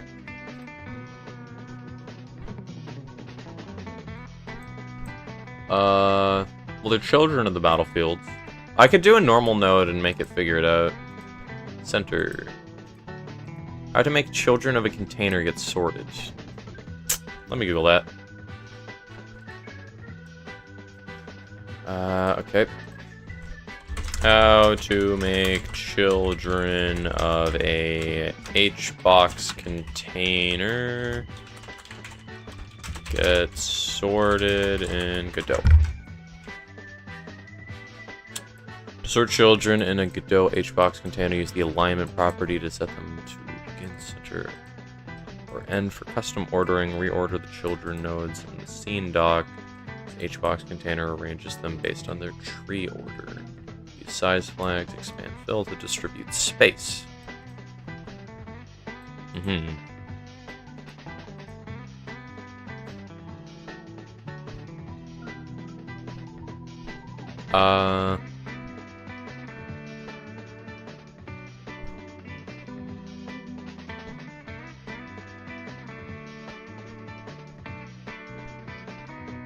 Wait, what? These are setting the position. Don't let the HBox container arrange them. Wait, what? Yo, finally got my life together and I can watch again. What's good? Sup, Nugget? How you doing? We're programming a card game. God damn it! My life isn't together. My life's falling apart because my cards keep breaking. Why do you go down there? Huh? Why? You're in a stack now. My cursor isn't even on you. Go. Go. Go. Eh. This bug is gonna suck so bad. Are we still in the Dwarf Miner? We're trying to program just the gaming. We have a hand now. You can move like cards around. When you play them, your hand will automatically sort, so your cards go back to normal. You can draw cards that automatically go to the hand. I get ads in your streams now. Yep. They're only 30 seconds long, though. Okay. How does the battlefield work? HBox container center layout. Wouldn't asking help from a programmer be simpler? Oh, but my dear Ivan, I don't know any programmers. I don't have friends. I have 3. Maybe more, I don't know. I got 3. Maybe like 4 if you stretch the definition to include Will. Okay, so you put this here, bam. Is the container not big enough? Is that the problem? Bam. Will from Stranger Things? No, Will McNaderberry, whatever his name is. Bam. You can use AI for the script templates and tweak it from there. Just put a prompt suiting for your game. I want to learn how to program, though. I want to know the principles and, like, how the engine works. And to be honest, that's the main challenge. I'm not even sure what to do here. Okay. This timer is useless. I literally don't need it, I don't think.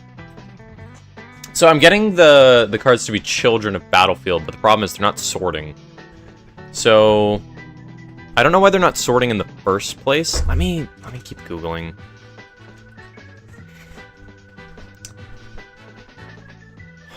Okay, custom ordering.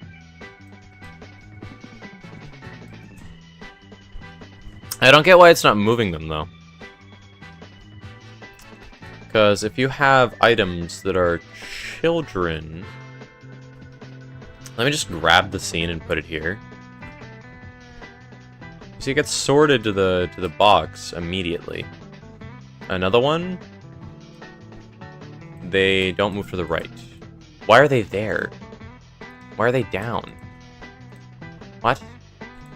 Alignment, center, layout, position, size.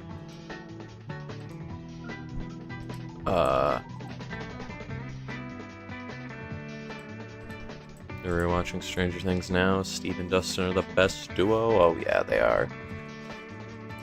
Why are these like this? Man, screw containers. I'm doing it myself. I hate containers. No, there's got to be an easy way to do this. Oh my god. To YouTube. How do HBox containers work in Godot?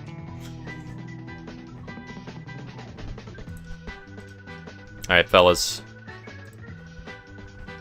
Engage in YouTube tutorial. This is HBox. Is that... Yeah, we're using this one. And.GameDev. Oh my god. Get out of here. Let me just pause this and pause the music real quick. Okay. So whatever child nodes you add to this would arrange themselves horizontally. So let's say we take texture rect and we duplicate it. You can see that each texture rect is adjusting themselves horizontally. The only difference between this and the box container is that the box container can do vertical and horizontal. The VBox container can do only vertical and HBox container can do only horizontal. You ever think about just, you know, jumping off a bridge? It would be fun, don't you guys think? Don't you guys think? Oh my god, okay. Get out of here. Back to music. Okay. Yeah, I'm just gonna do it manually. I'm way too lazy to figure out how a container works. So we're gonna do the harder solution. Is that panda? I don't know why there's a panda. Okay. It's worth it if you die. Yeah. I think death is preferable to programming. Anyways, let's program. So...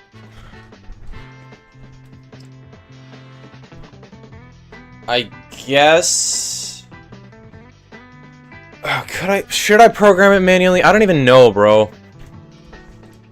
How does a container work? That's my problem. Man, just said I suffer and you have to suffer with me. That's what this entire stream is! Texture rect. A controller displays a texture, for example, an icon inside its UI. The texture's placement can be controlled with the stretch mode property. It can scale, tile, or stay centered inside its bounding rectangle. I need a container. Oh, it's almost midnight? Really? I guess a lot of people in places that aren't America are going to benefit from daylight savings.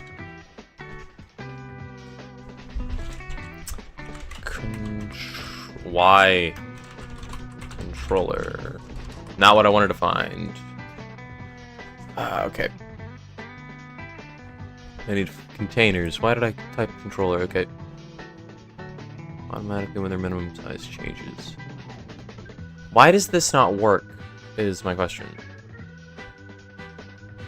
I bet that AI idea sounds appealing now. Shut up. I ain't getting no bolt munching clanker to sort my stuff for me.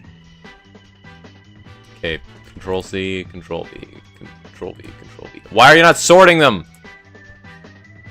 You just put them all in one location. Not what I wanted to move. The stream is almost 2 hours long, alright? We've barely started.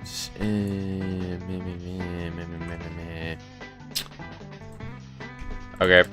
Yeah, we got ages to figure out how this works. Okay. Breathe. How the heck does one sort items in a HBox container? It's supposed to do it to its children, but it doesn't. That's my problem. Whatever. The ancient tactic of being lazy prevails. Why learn something new when you could just, like, do it the harder way? Okay. So, they should become children of this node. Then I could have a node called Battlefield Sort. Screw it, yep. Let's do it.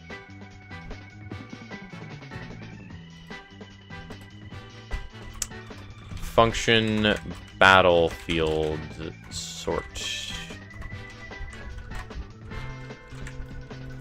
So, I'm gonna take... I need to rename all this stuff to instance so I don't get confused. Then I want instance. Oh, you can just take the argument like this. Wow, you don't even need to do that. I'm gonna change it anyway, so it's parity. Bam. Let me double check I didn't break it.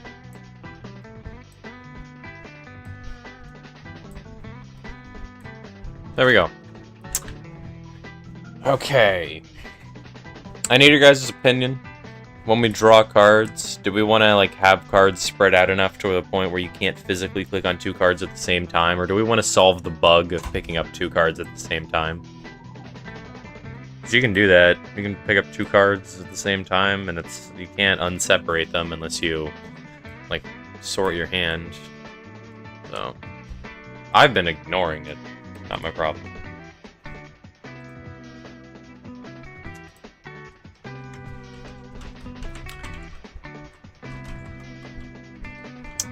Else and sort. Down. There we go. So now if you let go of a card in the bottom of your screen, the hand will sort. If you let go of it in the top, you'll play the card and then the hand will sort. Oh my god, I swear I'm gonna punch a bee.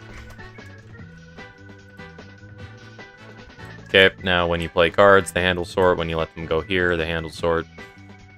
Gotcha.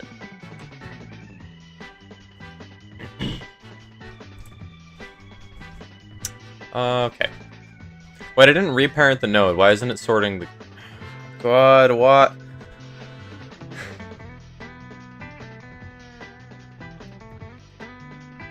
I never set card play attempt to false. So the second you play one card, it's gonna think you're trying to play every card when you play them, so they'll never sort in hand. Jesus, bro. Why is there a timeout? You don't need to exist. Card play attempt equals false. There we go.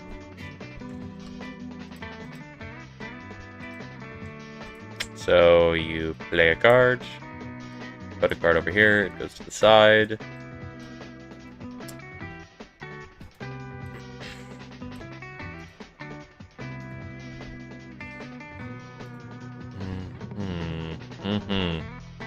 Yeah, we can just tweak the numbers on the hand and have it be fine. Because it's... Yeah, the horizontal hand offset I can just up. Is this programmer purgatory? That's just normal programming. If I make it 150, does that solve the problem? Dude, past me, I genuinely want to kiss you on the lips right now for adding these variables like this so I can easily edit how wide the hand size is. You're so handsome. Yeah, let me just take vertical hand offset and make it like... Is 20 work? No, it's the relationship between the cards. I want like 1050.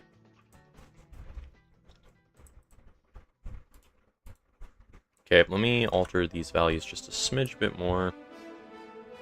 I'll take the kiss if you don't want it. No, thank you. I will appreciate the kiss from if you passed me. I don't know, man. I ain't doing the math. Bam. It's kind of gay, Mr. Rock. It's me. Nope. I deny the allegations. Okay. So now you can't pick up two cards at the same time because you can't touch two cards at the same time. Does your past two even have socks on? I don't know, man.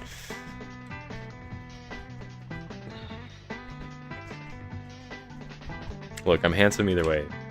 Better question, is past you a minor? No, I started programming the game after my 18th birthday, I think. The me that programmed that is, I think, 18. Okay, you can even see the value. I want this to be slightly lower. So I'm gonna make it like 1075? Does this work? Bam. I need to make all the cards move up when you hover over them.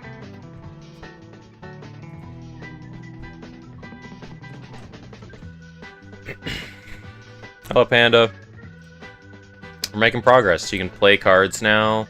Your hand will automatically sort itself when you play them. If you drag a card outside your hand and let go, it goes back into your hand. It's going decent. Why does this happen?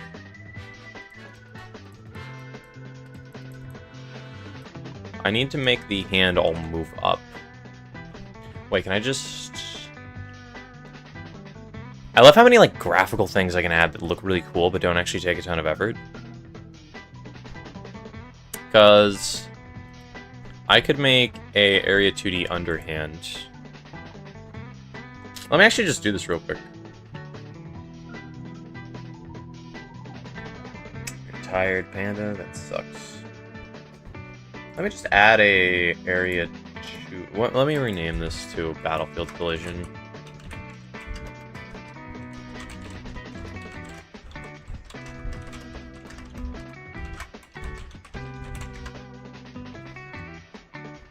I didn't sleep last night? Damn. Yep, daylight savings. Curb stomped us. It's hilarious, don't you think?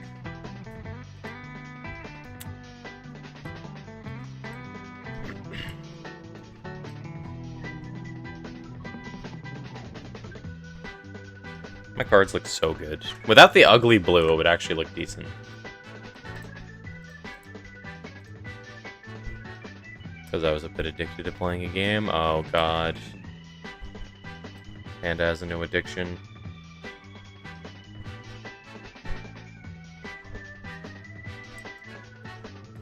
Look at us go. We're cruising. I need to sort cards in the battlefield. Let me do that. Okay, battlefield sort. Yeah, let me just copy this.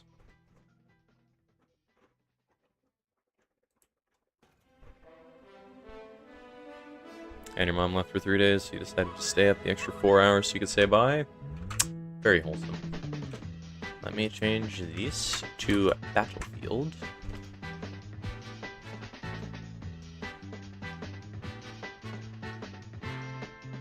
Variable cards in hand. We're going to change this variable to cards in battlefield. I can probably copy the same algorithm, can't I? Hey, nice job, Paco. It's not a new game, it's Battle Cats. Oh my god.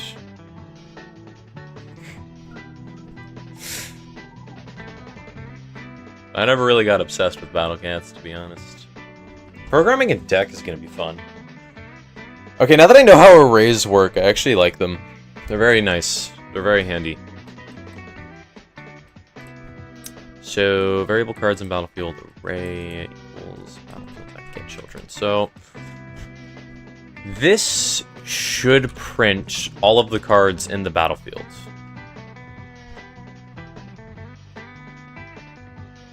So what I need to do from here, get variable card selected. Let me copy this and then adjust it. So for I, cards in battlefield, variable card equals, I need to change the B to a lowercase one real quick. There we go. I'm back trying to play Hollow Knight slowly and enjoy the game, and I had a really good time. Dude, I need to give Hollow Knight like a thorough replay at some point. It's been a while. I think after I do the all achievements speedrun in Silksong, I'll go back.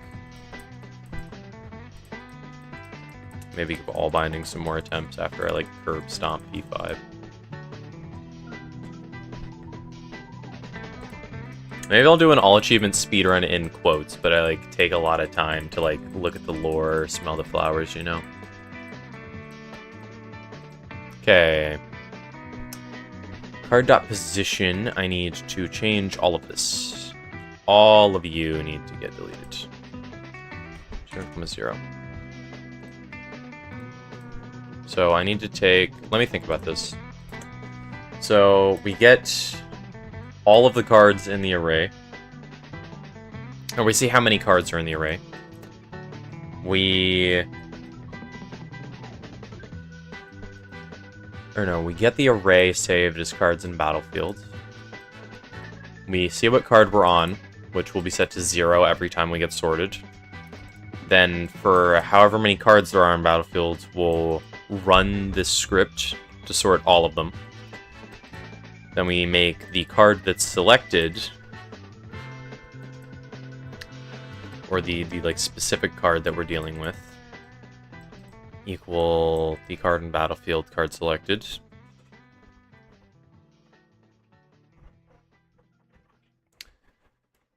If card selected, yeah, if the card is even, the card will go here. Factor 2.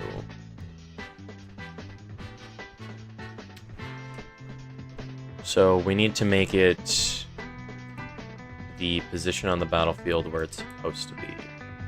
Let me see what that is. So it's battlefield.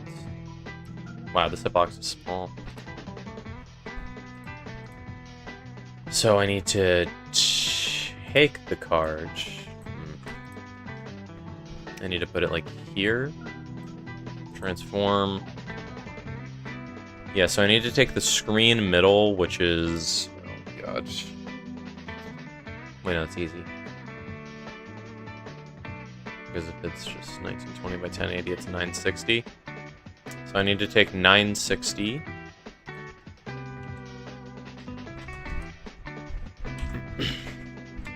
And then we'll do like 700. We'll do that for the odd one as well for now. You really love just exploring, even though you already knew where most stuff was. You actually found a few new Geo Rocks. Do you think Hollow Knight is my favorite game of all time? Then Battle Cats and Silksong. When Silksong first came out, I liked it better, and a lot of it better, but Hollow Knight just has a different feeling, you know? Yeah. Hollow Knight definitely does feel more cozy, but like I get like genuinely addicted to Silksong. Like I love Hornet's movement so much. I think I'll like it more than Hollow Knight, honestly, when I play through it thoroughly. Then again, it's been a while since I played Hollow Knight. We also eventually add a card that are actually 2 cards that make 1. Like 2 separate cards that combine under a condition. That's pretty cool. I don't know if I want to add that, though. I feel like card abilities that require a specific card in your deck to interact are kind of sometimes.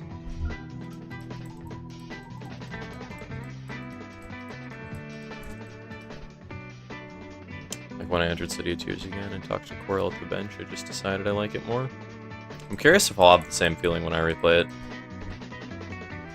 Damn it, my to-do list keeps getting longer and longer.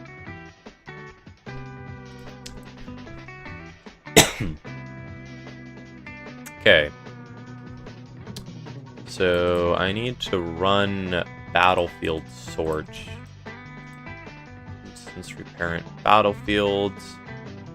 Let me run Battlefield Sort with instance being the variable here. Actually, no, I don't even need to do that. I don't even need to...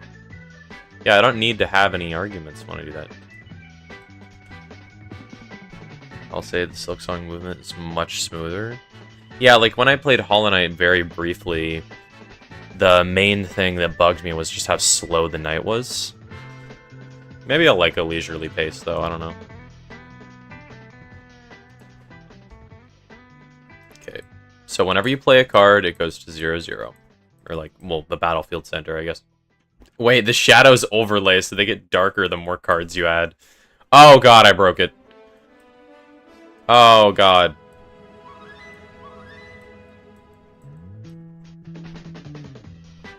Okay.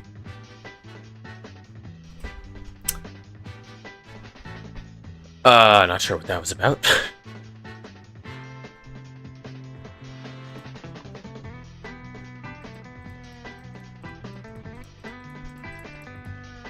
So I need to determine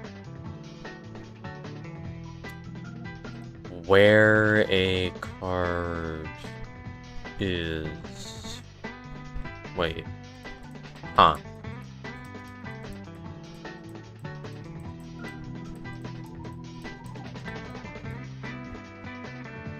Let me think.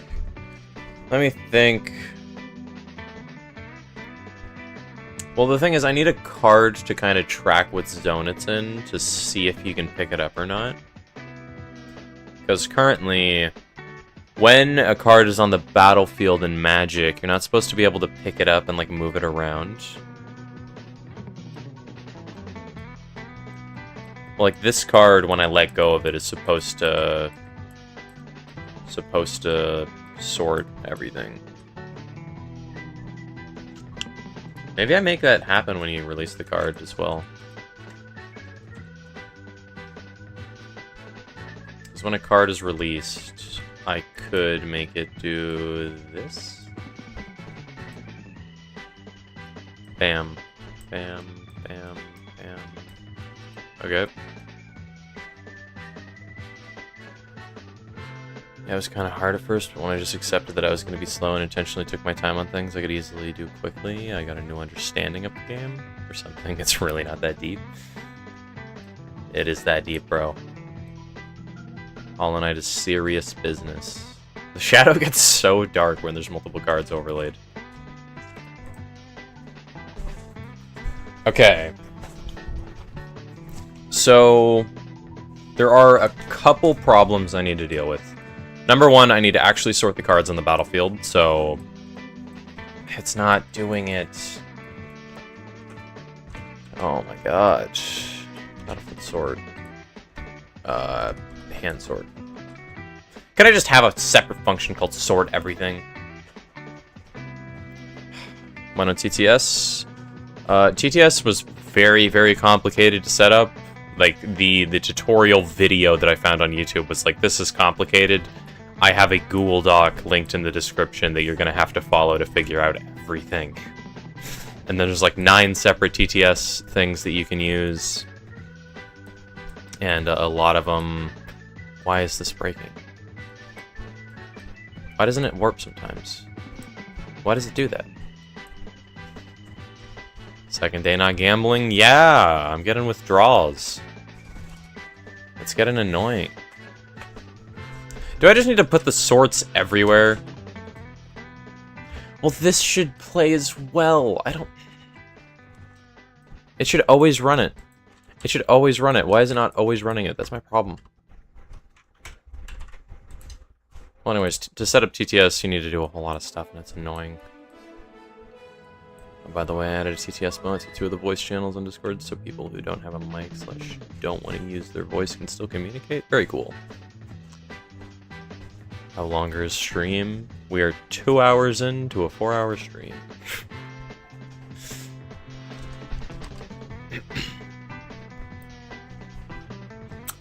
The thing is, Panda, we had daylight savings, which I kind of forgot about. Or at least I did. So, from Ivan's perspective, I started an hour earlier. Oh, thank you. Thank you very much for the euro. I appreciate it, my G. I appreciate it.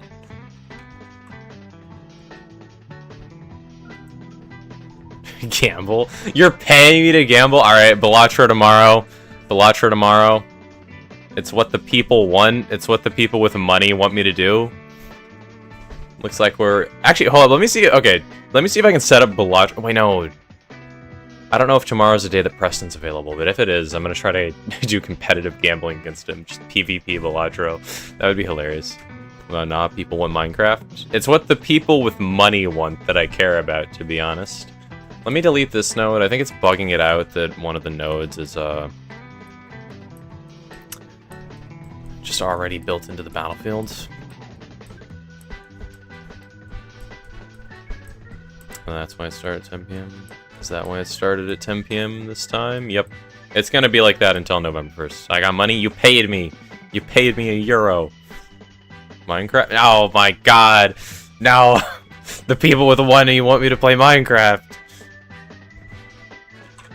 You should PvP Preston and your viewers if they want to. I want to. I will lose miserably because I suck at Balatro, but it will be fun. I am not confident I'll be good at competitive Balatro. I actually was going to stream Minecraft speedrunning ranks before this, but I didn't have time to set it up. Okay, I need to sort troops on the battlefield. BRB, my boy's calling me to take a shot with him. Too poor to donate, gamble your money so you can squeeze out $1. That's what I'm saying. You gotta gamble to get money, so that way you can make me gamble so I make money. It's great, and then I'll gamble with your money. It's hilarious. I would also be fine with Minecraft speedrunning ranked. I kind of wanted to try building in creative mode. I want to build a city at some point, and I know a lot of people like seeing people build in creative. Okay. Okay, I'm feeling really sleepy right now. Going to sleep, sorry. It's good, Ivan. Good night.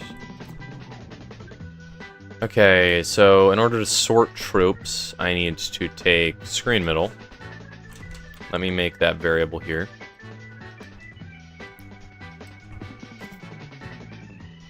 Then I need to subtract. Wait, if I subtract horizontal hand offset, does that work? Wait, what happens if I do this? Let's test. Bam, bam, bam. Okay, yeah, it just breaks.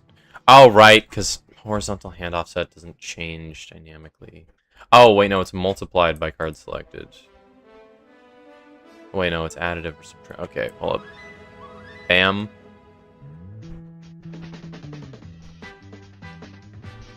And then it's multiplied by... Wait, does this template actually work?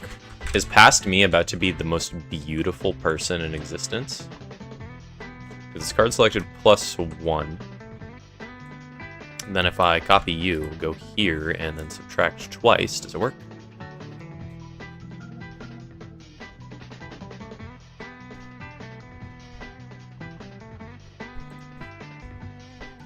Play a card. It's in the center. Play another card.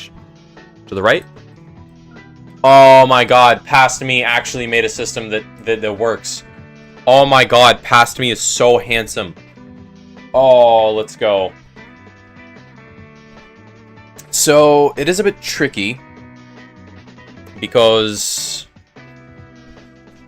I need to take into account how big the battlefield is going to be. Because on my screen, I can fit how many cards before it goes off screen? Okay, I can fit like this many before they overlap the deck. Which is how many? It's 9, I think. Yeah, 4. Yeah, it's 9. That's annoying. Is there a channel point leaderboard somewhere? I don't think so. Whoever this past me is, they must be a great person. Past me, you're great. You're so handsome. Past me has actually came in clutch twice this stream with the way he programmed things. Oh my god, I actually feel like decent at games. I should skew these cards, I think. So, in MTG Arena, cards get smaller when there's more of them, so they shrink to fit inside of a box. Which is why I wanted to use a container at first, because that would have made that a whole lot easier.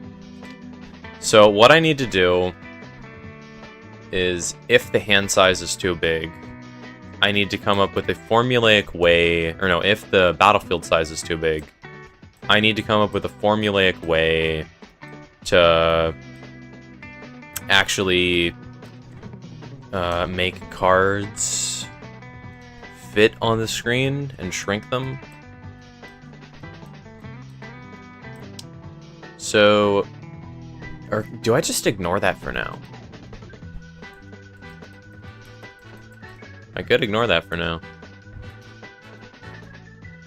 It still bugs me that the big card art is like under... I don't know how to fix that. Let me take... Wait, can I just go here and actually edit the main node to be ordering z-index -5?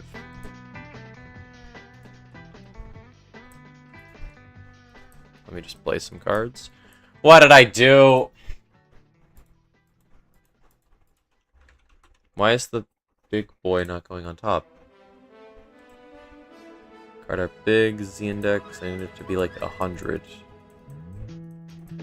I need this card to like always be visible over everything else. Let me just make it like 50. Bam, bam, bam, bam. Okay, there we go. Alright. There we go.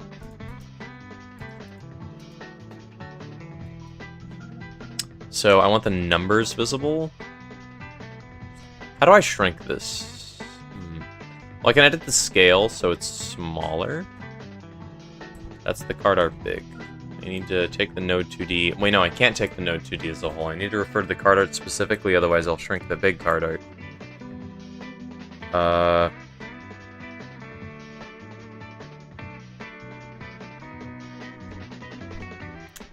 I thought of a funny but janky solution that might work. I could maybe make it so... I don't know. What the heck did I just do? What do you guys think? The wide dwarf miner. Oh yeah, oh no, it sets the scale back when I hover over them. Shame.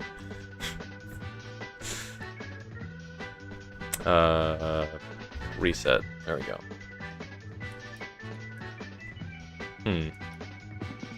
How do I go about sorting this?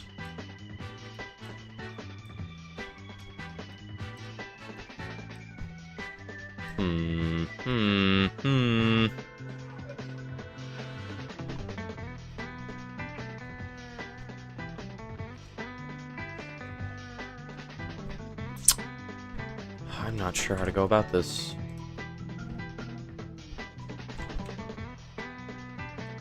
Let me also see... Okay, there's a pretty big gap between the cards on the battlefield and the cards in your hand.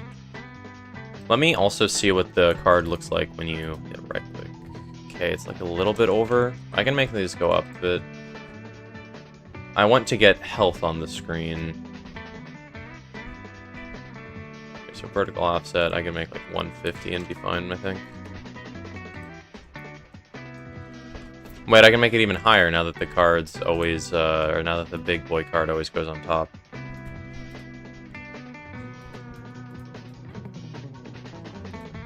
Okay.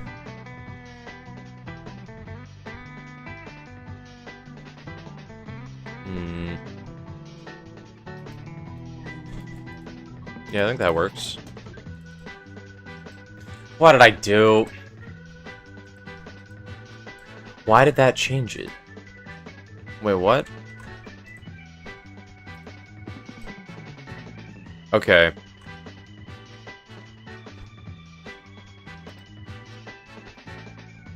I need to make it so on the draw function, it... hand sort. Yeah, okay. I need to make the battlefield and hand sort functions fix card positions. Let me just do this real quick. So I want to make a... Okay, yeah, let me do this. So it's signal fix card positions. Now, I want to make the main node have the signal receiver method. Is that way? How do you do this again? So is it literally just when these nodes get created, I need them to link the signal? What you coding? I've had a constant bug whenever you like if I right-click a card and then I draw a card, it just disappears. Sometimes when I move cards up here and then like do some weird stuff, they also disappear. And sometimes cards go to 0-0. So I just want to make it so whenever something happens, card positions will get fixed to the correct coordinates. Because it's really weird how this works.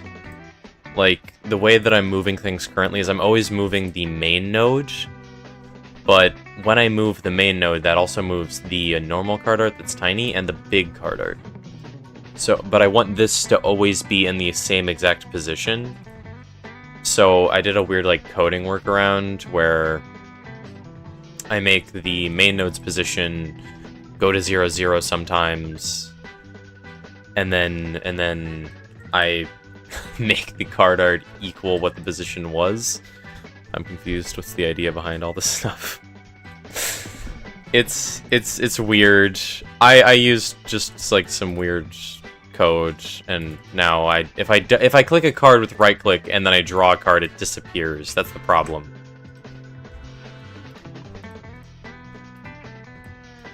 But I need to be able to right click on a card and see the big boy graphic. So whenever your hand gets sorted, I want to fix the card positions and change it back.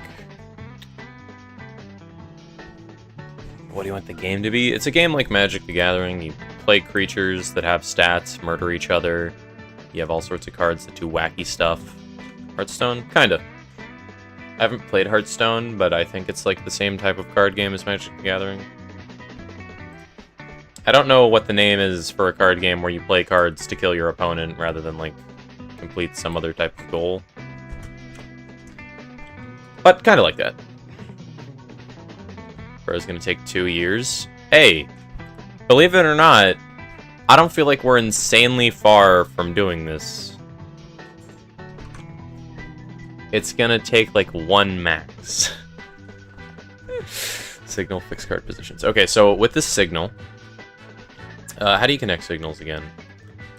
So I need to get the instance. I'm a weird person. I really want the custom Discord role, even though you already gave me what I would have asked for. You could get another one. You need to get 100k PP? Wow. Okay. Think. So...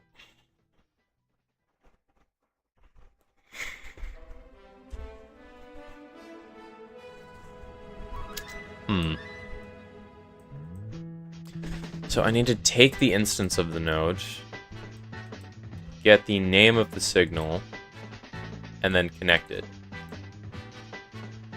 The name of the signal's here. So if I get the parent node, if I... on ready, if I just take instance dot... Okay, how do you do this? It's dot... the name of the signal, which is fix card positions. It doesn't work. Let me Google it. How to make a parent node connect a signal to a child node. In Godot, the recommended way for a parent node to connect a single child, or to connect, no, to all children nodes.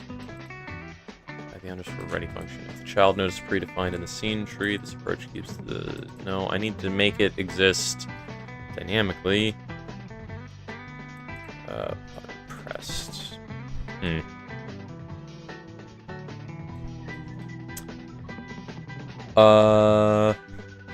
I assign it in the parent node? Does that work?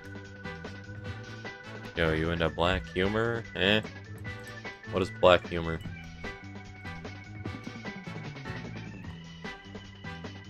Wait, can I do instance dot fix card positions? I can. How do you do this? What is that face? What is classified as black humor? Does anyone here want to gamble channel points with me? Like, just spin a wheel to see who wins? That seems like a bad idea.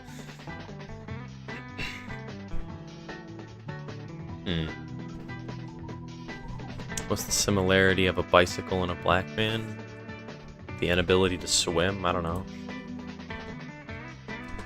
Okay, how do you do this? They both work with the chain. How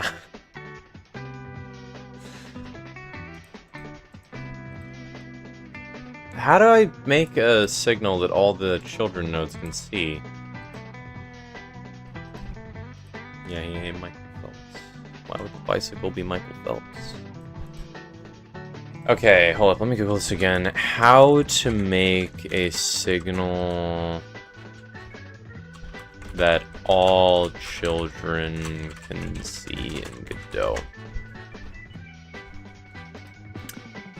Using a signal bus script enabling global communication or having the parent node emit a signal that children node connects to during initialization.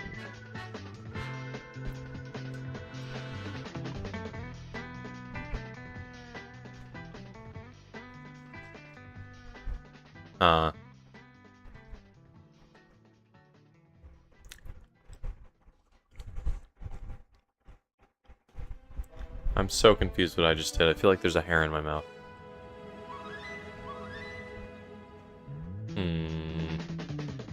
Fellas, I'm lost. I'm not sure if I just bet everything on each one and the other people have enough to match that, then I'll have 100k after winning 6 50-50s.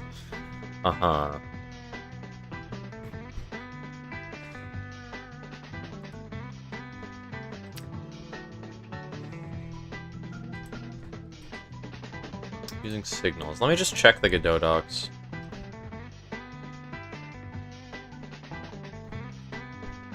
Well, the problem is it doesn't do custom signals.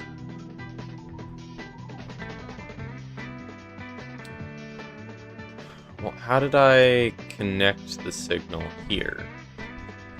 So in the Dwarf Miner script, signal card released. Let me just check card released. I didn't use it at all. The parent script can see it. Timmy, you don't want to gamble with Panda?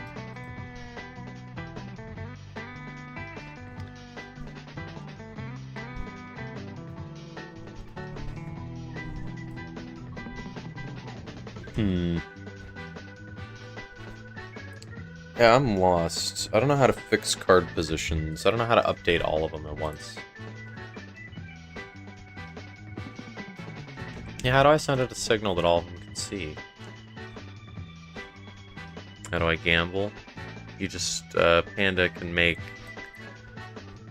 the thing, and then you just put channel points into it. Using signals. Connecting a signal via code.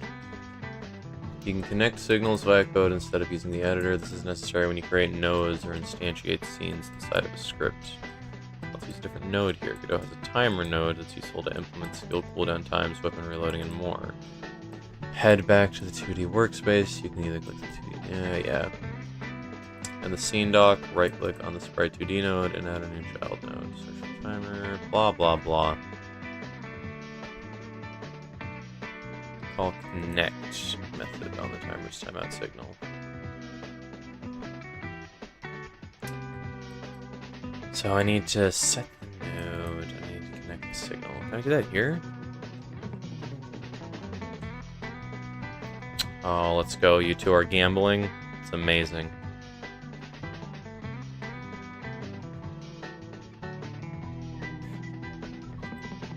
You're barely gonna get any channel points though, because you're both poor. Okay, I need to... When I create nodes, I need... Wait, why does... I don't understand why instance...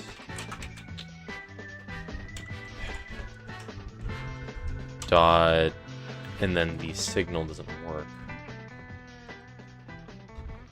Fix card positions.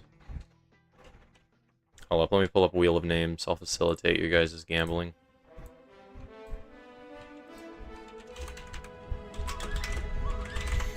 I smell salmon.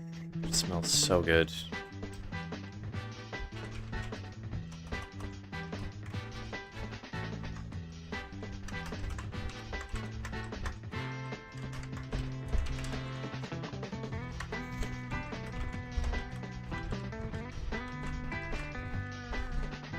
Okay, I got the wheel set up.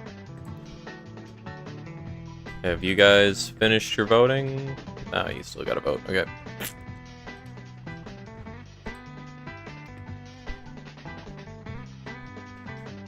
Are you only gonna do 10? Come on, you can do more. Yeah, how do I set up a signal between a child node and a parent node like this? Yeah, go all in. Bet your life savings. Okay.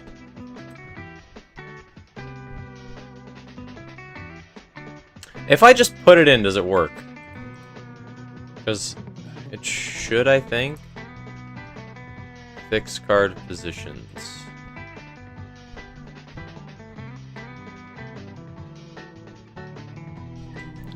Dot connect. Then run a function. Wait, does this work? If I do this, does it change? It doesn't break. It might fail.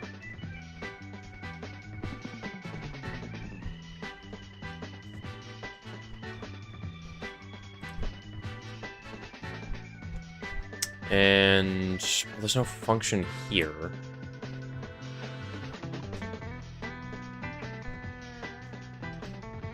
Manage, let me not show that. Oh, there we go. Okay, puncher cancel the prediction. Okay. Delete and return points. There you go. It's not worth it unless we do at least 500. What, you guys don't want to gamble just for the love of the game? You gotta have money on the line? I want salmon so bad, bro. Salmon would be so delicious. So if I do this, does this work? I don't. Okay, it's not giving me verification if the signal is working. He'll gamble, do it again.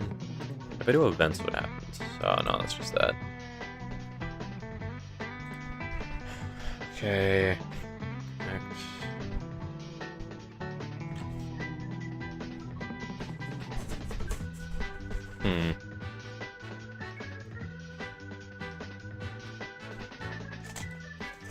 Probably gonna eat a pizza tonight. I want some pepperoni. So if I do this, can I connect it to a function? Fix underscore position. And then I can just make a function called fix underscore position. Oh, there we go. Bam. Pass.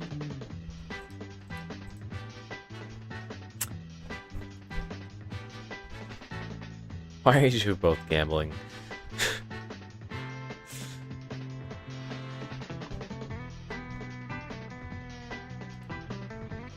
All I can think about right now is food. Is this signal? Okay, signals are weirdly complex. You're only gambling 250? I wish I could gamble with you guys. Unfortunately, I'm like a quadrillionaire. I have infinite money. If I click manage, what happens here? Complete summary, end submissions. Okay. I can end submissions early if you guys want to just gamble with that. We want the gambling to last. You're so right. Let me do this. Just end submissions. Bam. Okay. We have this set up.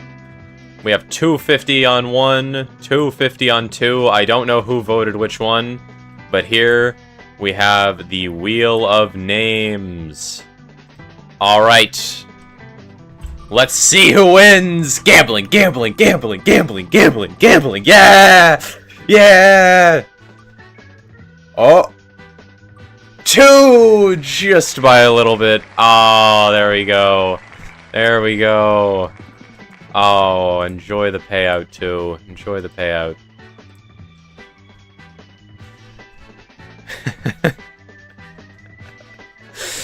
Okay. You guys can continue the gambling if you want to. 1K this time? Oh my god. Guys, stop escalating! Stop escalating! Why are you gambling channel points like this? Why? Okay, whatever. Having a second monitor is actually so nice. Are you going 400 next time? Alright, let me try to program before you guys can actually gamble. Okay, so I need to make this position. Wait, this could break at half the time, wouldn't it? This position equals card art position, and card art position equals 0, 0.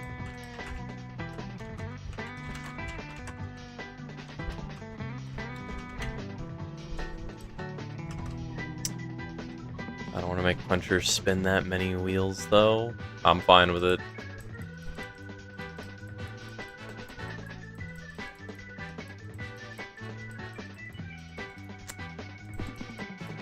Okay, so does this fix literally all of my worldly problems? No, it doesn't. Fix card positions, not in base object. Yeah, it's in the parent node.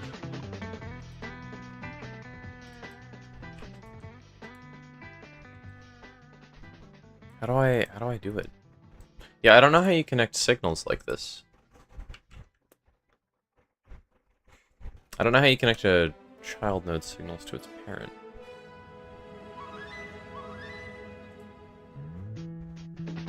Let me just keep Googling. Yeah, I don't get what's wrong with these numbers.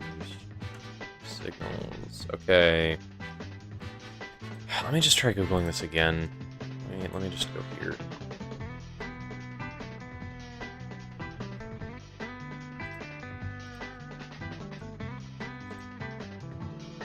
Not this.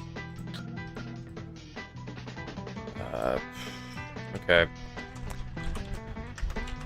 How to connect a instantiated child node to a signal a parent node it gets attached to has.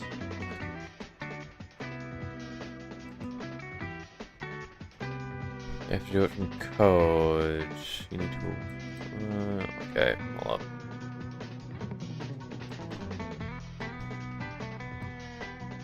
You need to load the scene. You instantiate a new copy of the scene.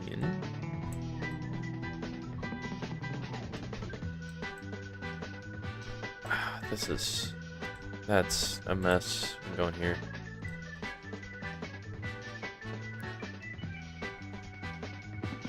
You have not voted yet.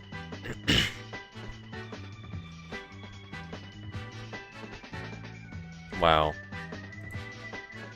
This an intense prediction. We have 0 on 1 and 0 on 2. Get out of here.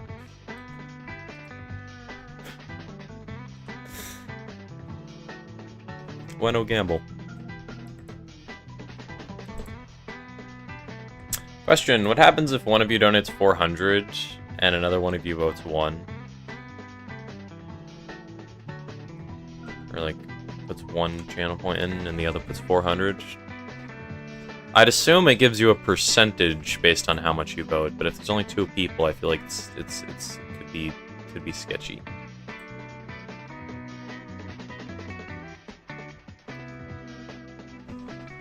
Okay, let me try this.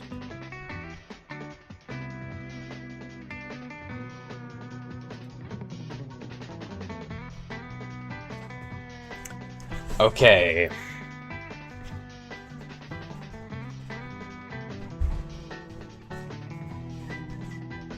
So, to connect an instantiated child node to a parent Godot, use the connect method. Yeah. So the child, the signal name .connect, parent method.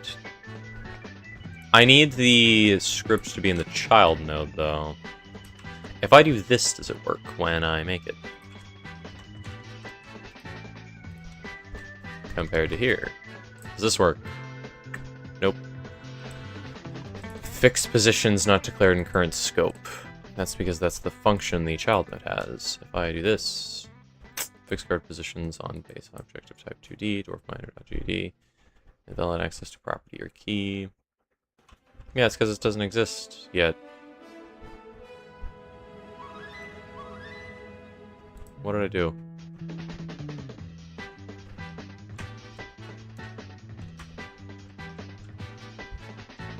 I'm so confused what's going on here. Yeah, it doesn't make sense to me. I don't get what's going on. The debug window is dead. Come here. Okay, using ready or init. Init? What does that mean?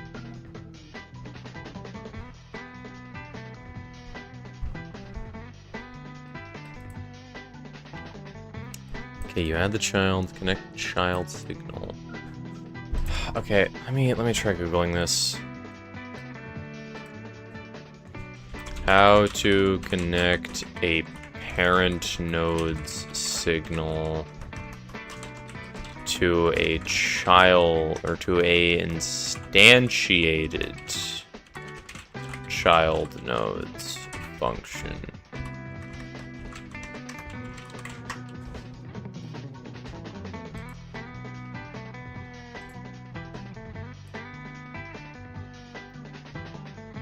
Why did you gamble so much? Wait, what?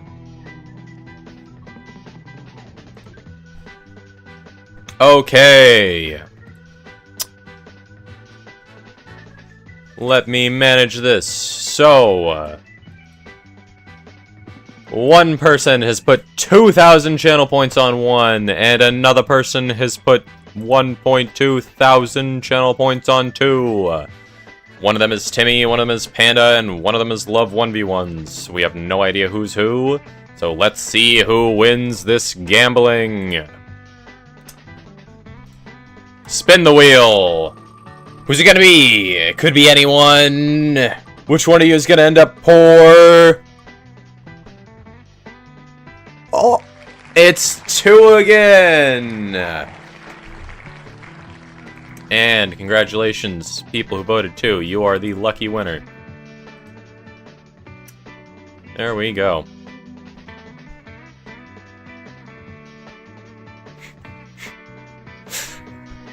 I think Timmy and Love 1v1s have gone broke. And Panda has taken the money that the peasants had. You'll be at 100k in no time? Yeah, you just gotta keep winning the 50-50s. You can do it consistently. Trust. There's no way that it'd end up going horribly. Okay, how do you connect the parent node?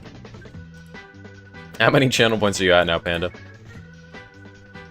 To connect a parent node's signal to an instantiated node's function window, use child.signal name connect.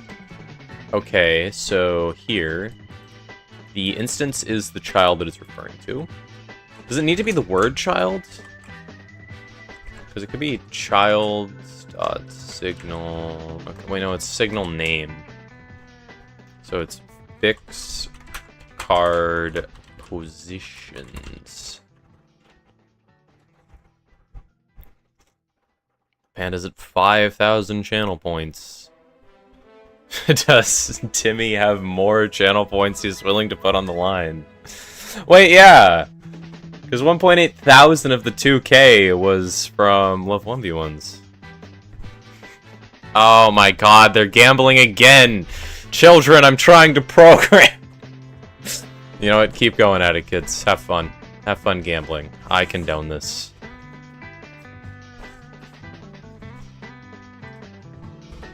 Okay, somebody has put 600 channel points on one. Somebody else has put 600 channel points on two. Who's who? It's anyone's game. I'm getting a call. I'm gonna ignore that call. Now that I'm getting older, I kind of can't ignore calls, which is a bit annoying, but whatever, it's fine. How do I deal with this? Yeah, okay, I'm just gonna ignore that. I'll deal with it later. Yeah, gambling. Can you still add money to it? Oh no, it's going. Okay. So 600 channel points on one, 600 channel points on two. Who's the lucky winner gonna be? Let's go, go, go, go, go, go, go, go, go. And it's one. And two's win streak comes to an end. One has become the victor. It looks like Timmy has come out on top once again, and Panda has lost a little bit of money. That sentence was not grammatically correct. Again, more. Jesus Christ. What am I doing to you kids? Oh god, that's horrible. Okay, I need instance. Stop fix card positions. Okay, let me connect child function name. Oh, I need to add the child in the function name. So, because the dot connect works, but then I need to add instance dot fix positions, I think. And then that's connected. No, fix position. Bam. It crashes. Invalid access to property or key fixed card positions on base object of type no TT dwarf minor. Huh. What is wrong with this?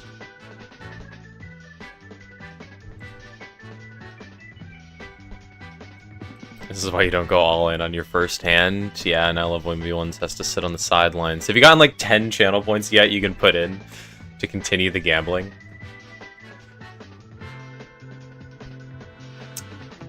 Alright, when betting is closed, I will spin the wheel. Okay. Fixing the card positions. There's probably a better way to do this. But I'm committed to this one, so we're gonna figure it out this way first. Okay, instantiate the scene, we did that. We added the child to the tree. We connected the signal using .connect. On the child node reference. Targeting the function within the child. Yeah, we did that.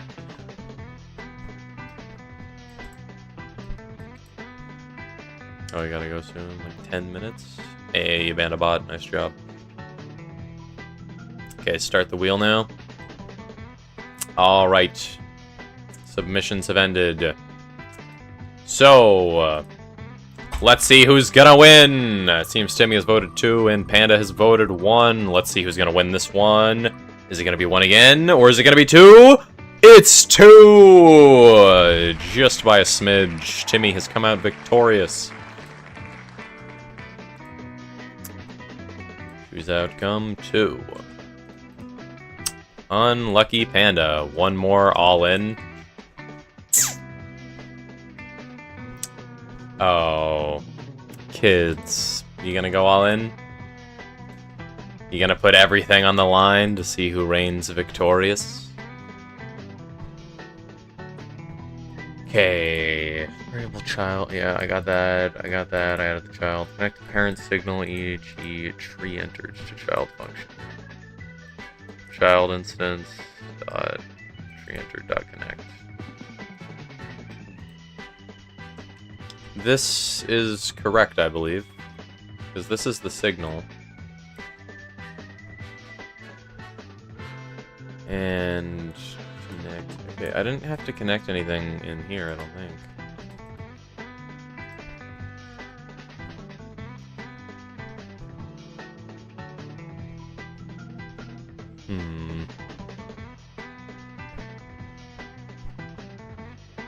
How long does it take to get 1,500 channel points? 8 hours of watching. Bruh.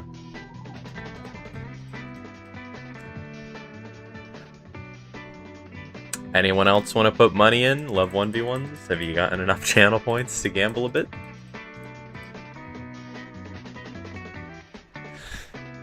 You could get a tiny, tiny slice. You don't have much to lose, but you have a lot to gain. You have to add a 10, I think. Run it, puncher. Alright. 2, baby. 2 channel points, or you're voted 2. Alright.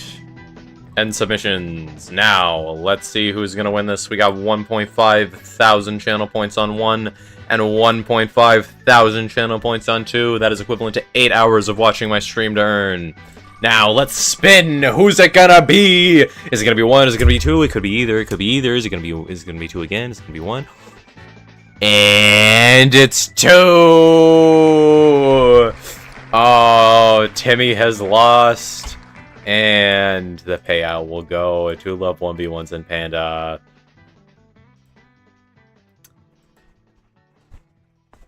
And Timmy has gone pretty broke. No idea how much channel points he has left, but he has gotten significantly poorer.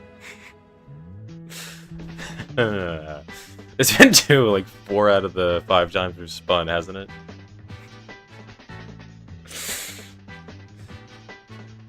Yo, 20 puncher points, let's go. Where's that bridge? Ain't no jumping on my watch. You gotta stay alive so you can gamble more.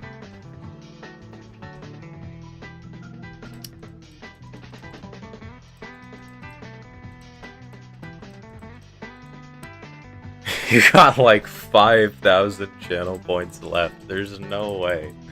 That's such a poor idea. Do not gamble at all with 5,000 channel points at once. Never mind. Gamble with 5,000 channel points. Go all in. Go all in. One for all the marbles. Yeah, I don't know how you do this. I'm just gonna ignore the bug for now. I can figure it out later if it starts getting annoying. I don't know how to connect a child node signal through the parent node like that. Does it run like this? It does. We can move around cards. We can place them.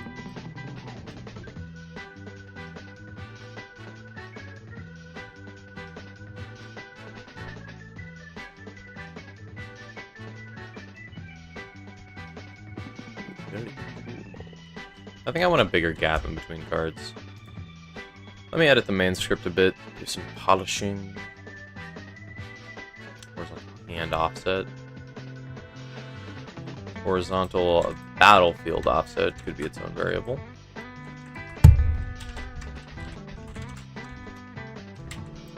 And I could make it like, I don't know, 115.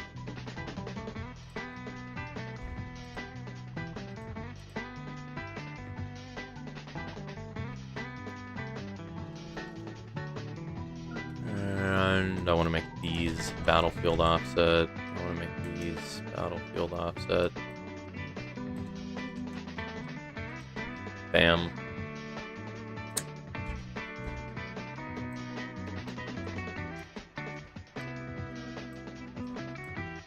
Okay, there's a gap in between them now. They don't touch. I kind of want to make it a little less.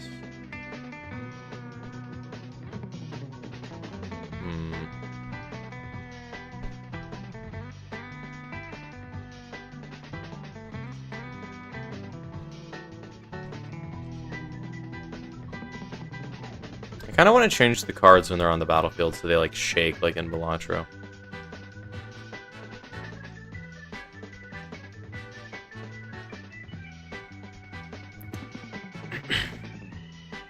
I think that would look cool. For now, I'm going to keep it like this. I just want to get the base game mechanics working.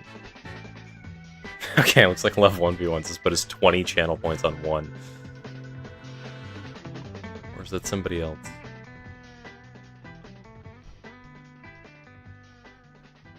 Yeah, imagine the cards just like shaking when they're on the battlefield just a little bit. Just very lightly and slowly.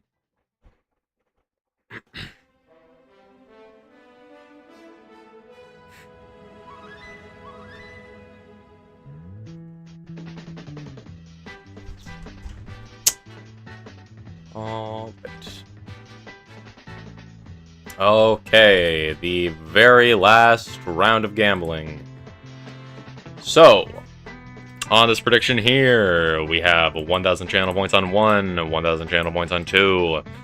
Who is gonna win this one? Seems Panda and Level 1v1s have voted 2. Are they gonna win, or is Timmy gonna steal it from them? And Timmy won his money back. It was one. Bam.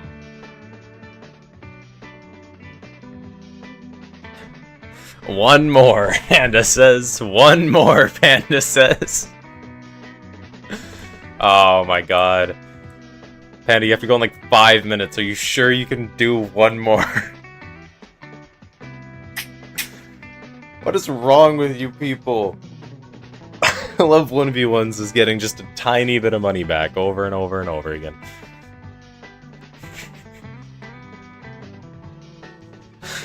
Oh my god, what is wrong with you people? Sometimes it doesn't register. Hello?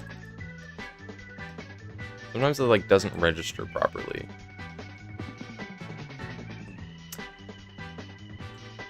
If I alter the scale of the battlefield node, what happens?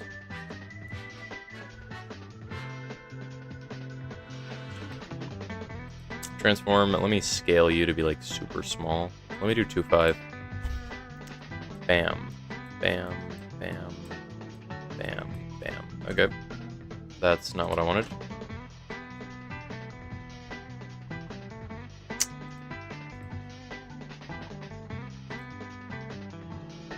All right.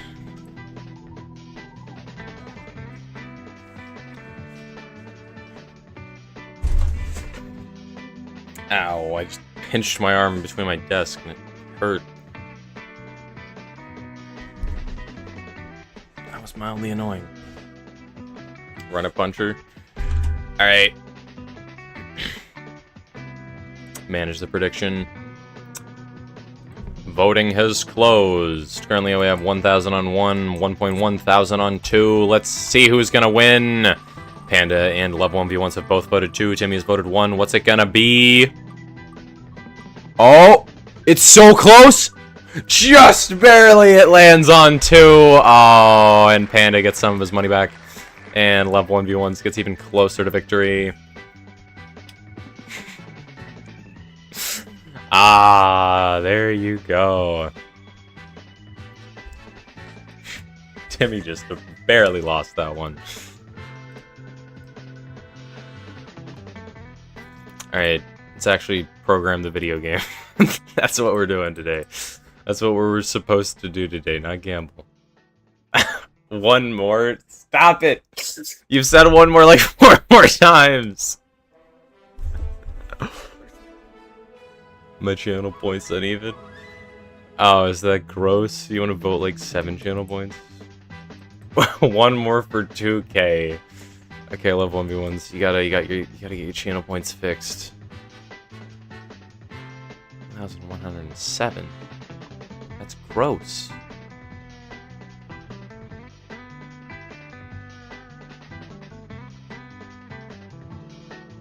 $1,200. Why do you... You're gambling again! Oh my god.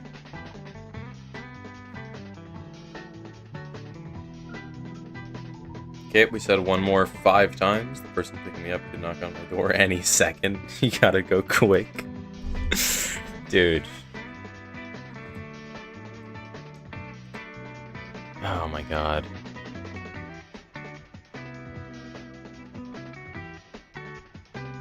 Let it ride. Oh my god. What is wrong with you? Are there any more votes or can I close it? Any more votes? Oh, I get to see who voted. So Timmy has 1,200 on 1. Panda has 1,200 on 2. Ending the submissions now. Let's see who's gonna win. I have no idea if Level 1v1's voted or not. Or if it's just these two. Who's gonna win it? And... it's 2 once again!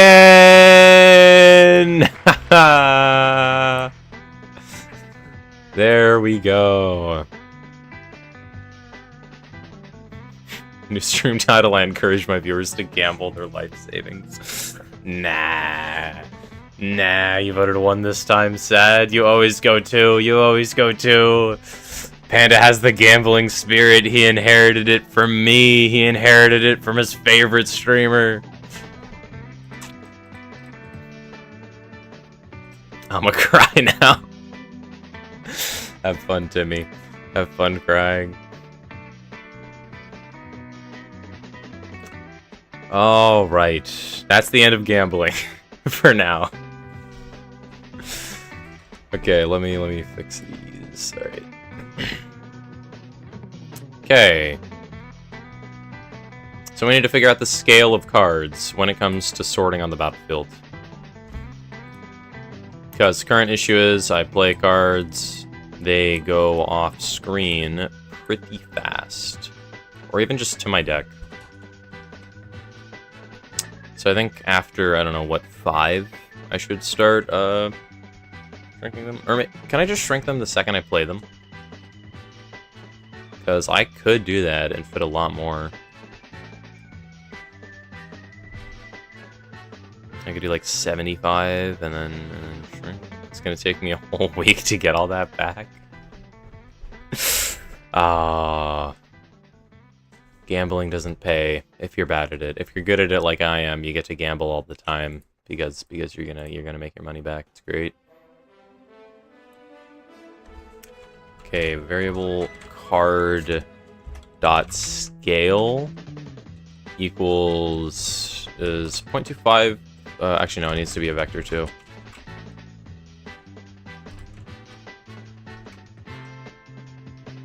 Wait, expected end of statement after variable declaration. Oh, this is declaring the variable. I need to edit it. Equals vector 2 is 0.25. 0.25. There we go. Does this work? Play it. It gets smaller. Wow, it gets tiny.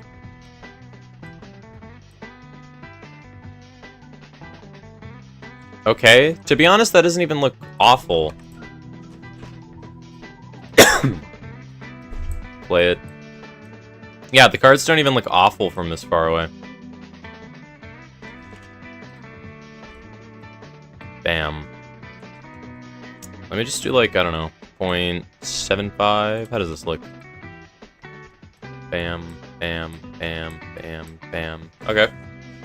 Pretty decent. Now, how do I check they look soulless? They are. They are. All these dwarves are soulless. Because you see, they're peasants, they're not people.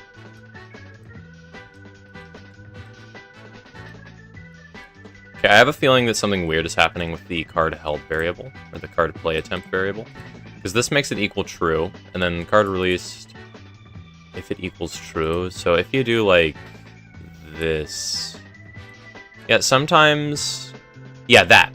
I released with the card over this. So, card... what is it? It's... Let me get OBS here. So card play attempt currently equals true.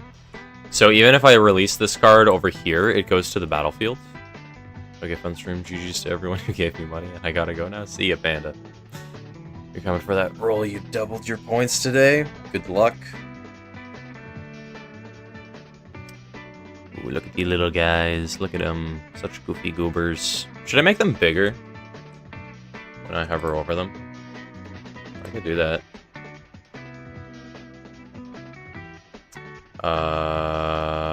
Dwarf Miner.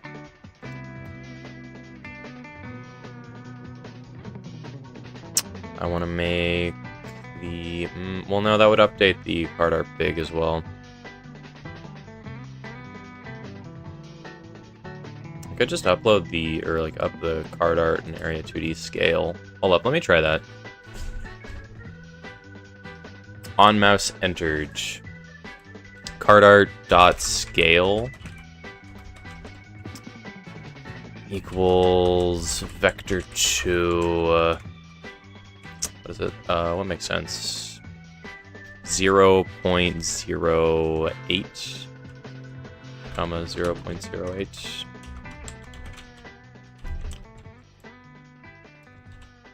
Cannot use a decimal point twice in a number. Oh, this is supposed to be a comma. Then I can do... Oh, I copied the version that was wrong, and I do the same to the Area 2D. So... I broke it. Hilarious. Debug editor, visible collision shapes. What's breaking?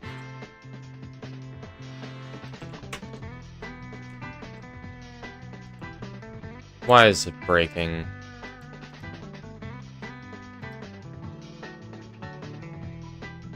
Okay, it blinks. Why does it blink?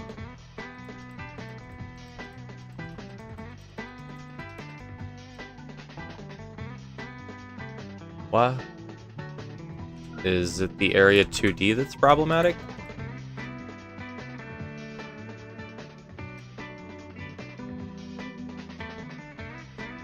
Oh, I set the scale in these.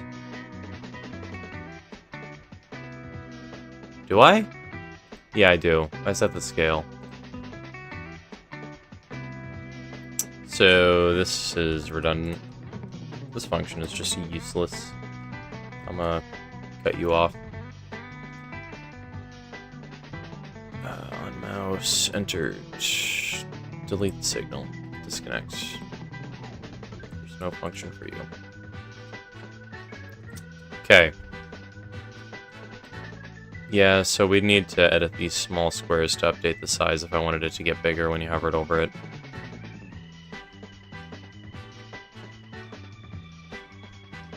Hmm.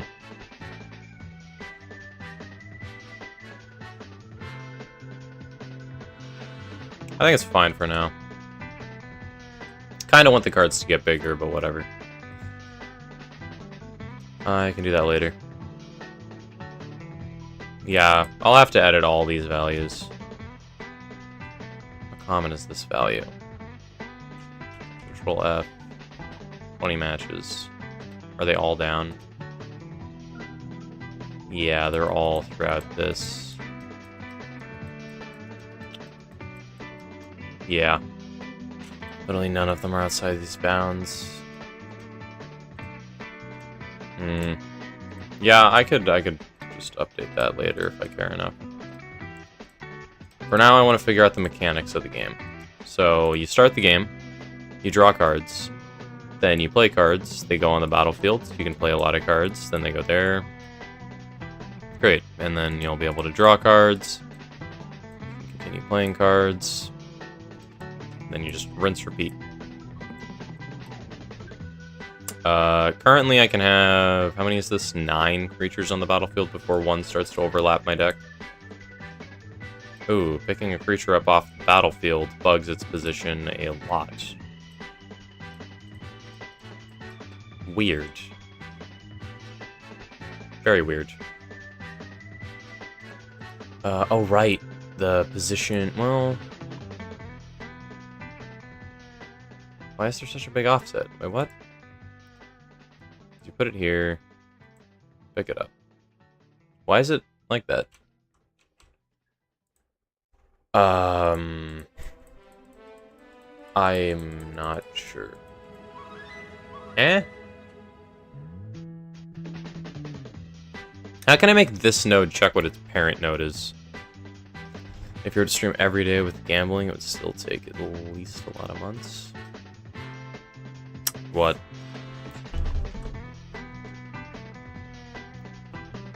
Getting all your channel points back.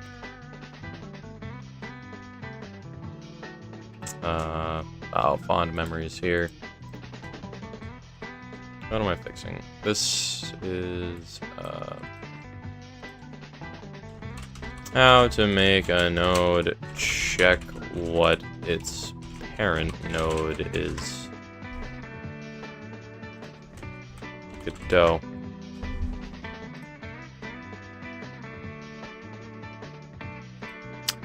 In Godot, a node can access its direct parent using the getParent method. You then check the parent's properties, such as its name or type, to verify its identity. Variable parent node equals getParent. Okay, let me try this.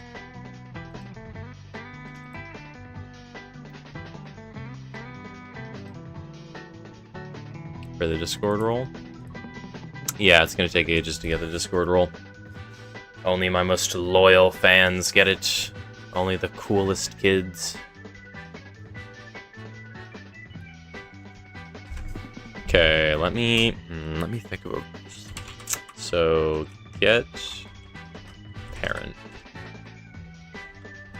equals... How does this work? For parent node equals get parent. So I need...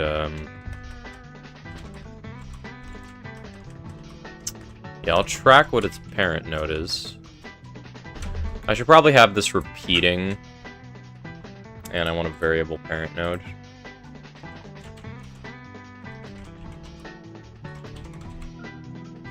Only those with the best gambling skills can get the Discord role. Oh yeah, those are the cool kids if you ask me.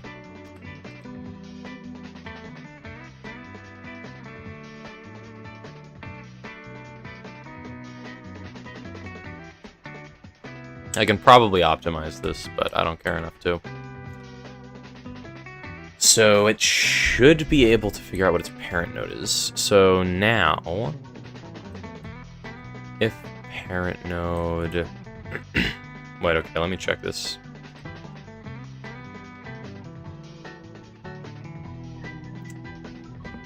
So let me get a statement. If I try to left click on the node like this, I need to check if parent node equals, or parent node, wait, can I do dot name equals quotes hand? Does that work? So now I can pick them up, and then I can't pick them up here. Okay, that does work. That's sick. So now I can only pick up cards if they're in my hand.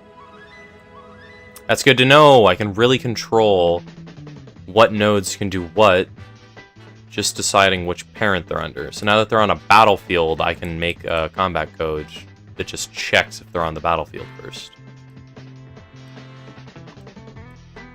So, how do I go about doing combat? Let me first make some health nodes.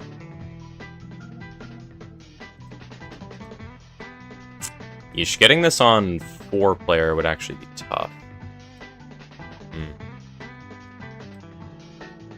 I need to look at, like, 4-player Magic the Gathering Online to see how it looks. I'll figure out 2-player first. I'm not going to deal with 4-player for now. I can deal with it later. So we need to center the health nodes. I'm going to make them node 2Ds, probably. Then we can name it health.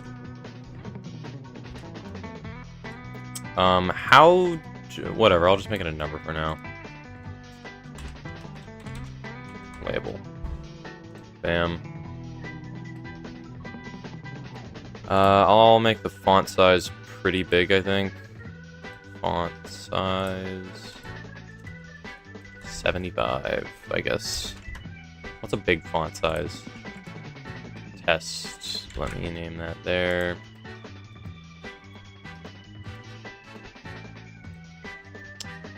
Yeah, let me move it up.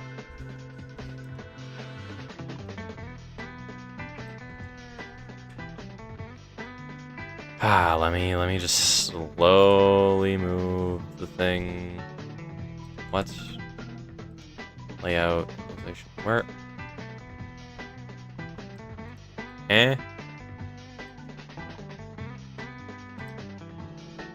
Oh, it's in transform. I'm a moron.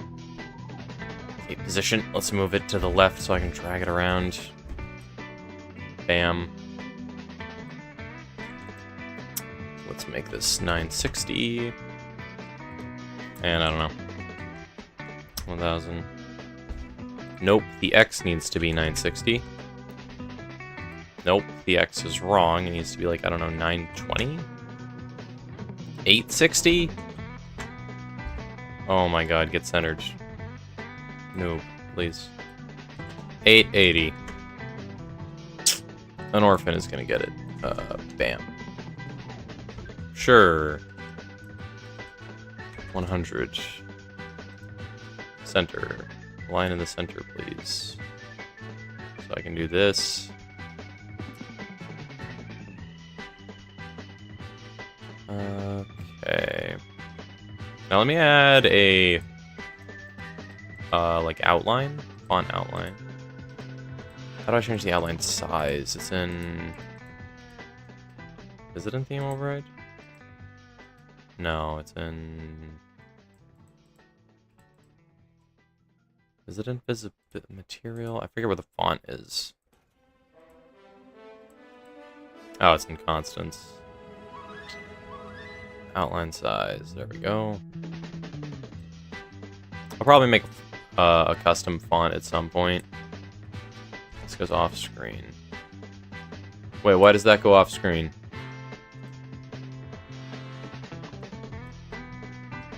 Okay, let me make sure this has the like highest Z index possible. Like 50.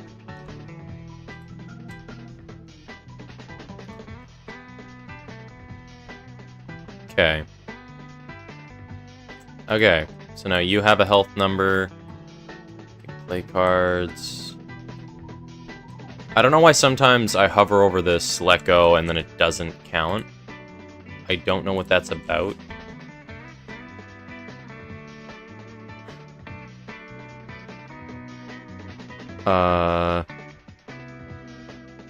Input event. This feels unnecessary. Let me fix this.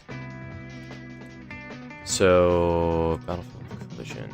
Input event. Let me disconnect the input event signal. Mouse entered. Let me update you. And let me make a mouse exited one as well. Bam. Sup, Mad Matt? How you doing? Okay. Card play attempt. If you exit it, I want it to equal false. If you enter it, I want it to equal true. Does this fix the bug? Please add my name to the code. I could. Okay.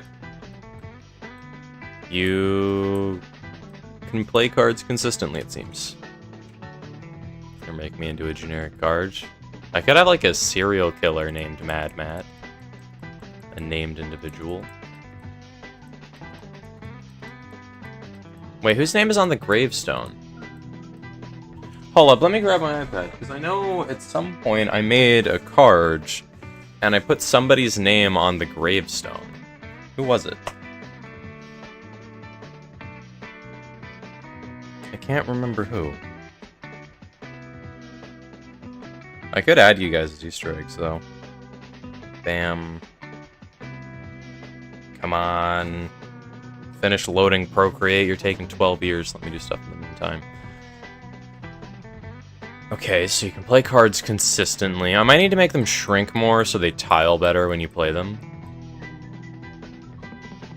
But for now, they're pretty decent. Let me see whose name it was. It was Noah. Noah was the lucky person to be put on the tombstone. Please make me into a card that gaslights the opponent to upgrade one of your own cards. Just like how I gaslight you to make mods. Oh my god. A creature that buffs other creatures? That would actually be pretty nice. Mad Matt, the drug dealer. You'll have to remind me when I get back to making cards, because I have like a stack of physical cards that I'm going to use for like 95% of my inspiration. So, where are we at now? Because you currently can play cards, they tile.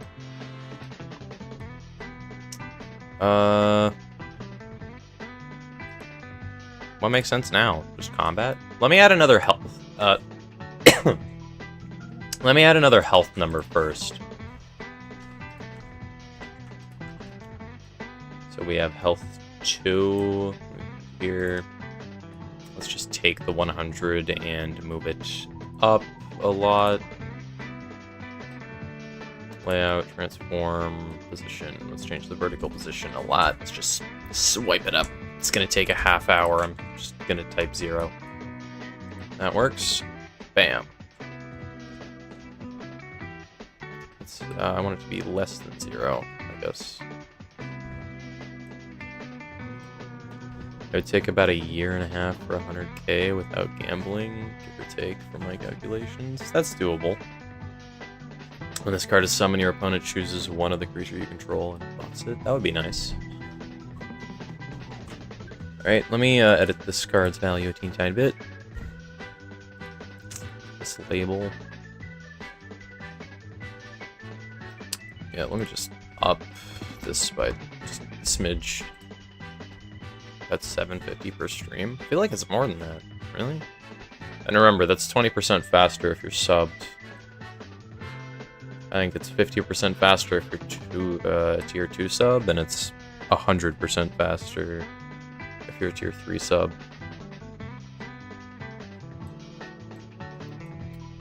Okay. So when you play cards, I want them to... Cards should probably check where they are. Every now and then.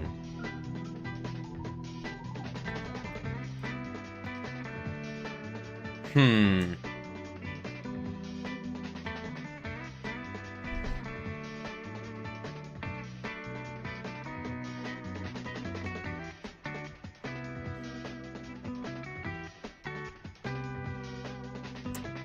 I am not sure how to go about this.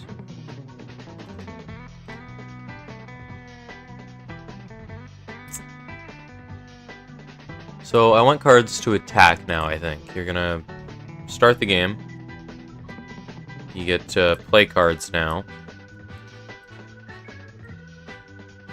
And... I could either make the card function like it... Okay, when you right-click, it breaks it. Of course it does. Why does that break it? Wait, what? Wait, what? Why does right-clicking it break it? Ah.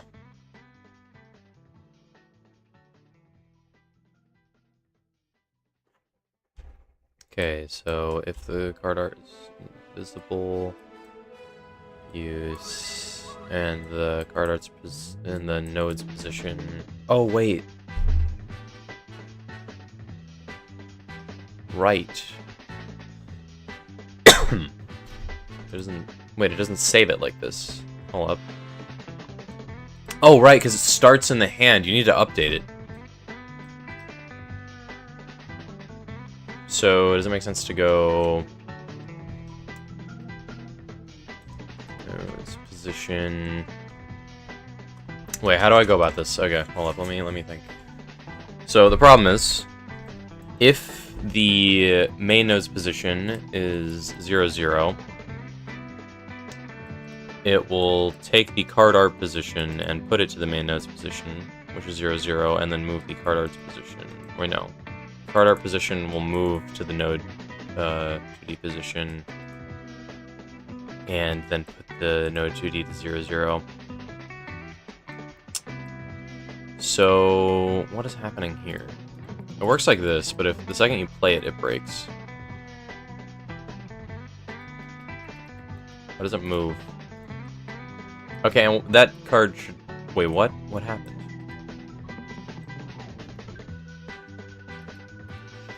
It shouldn't be moving. And when you play it on the battlefield, it breaks. What is going on here?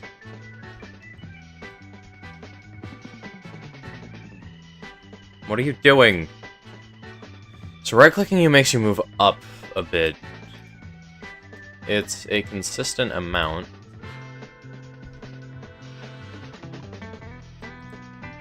If it's not, it just makes it visible. This works most of the time.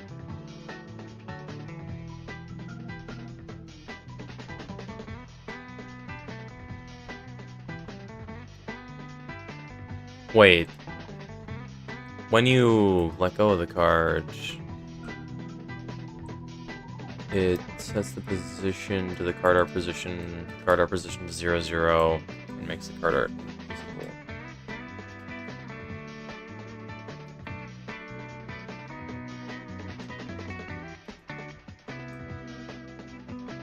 Right-clicking it moves it. Why does right-clicking it move it?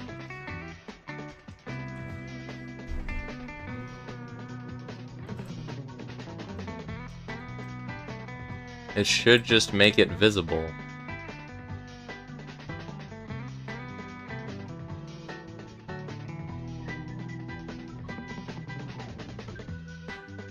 So, 100k isn't too much considering how often you stream. Yeah, gotcha. People are gonna be getting a lot of channel points.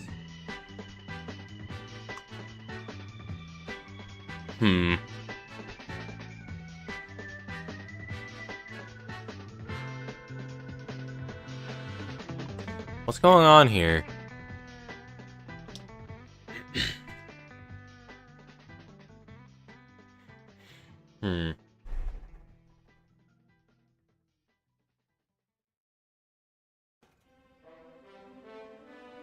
Yeah, I don't get it. So... this position does not equal this. The card art position equals the main node's position. And then it's making the main node position equal 0, 0. So the main node position is getting changed here to be this. Oh. Is it the scale that's problematic?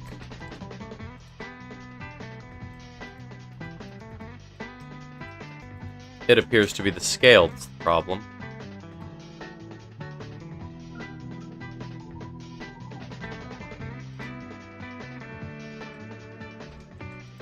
That's what I changed.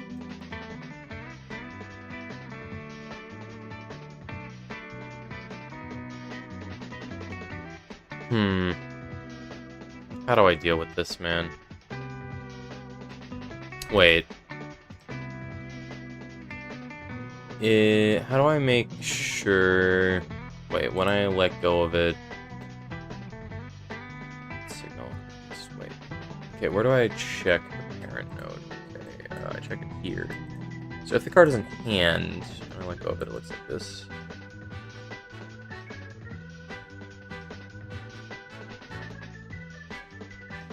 When I release it, I need the card scale to change. Card is not declared in current scope. I can't adjust the size of the main node, otherwise that would shrink the big node. I need to do the card art. What was that? Why do I get flashed when I play it? Oh, right, 0.75 is massive.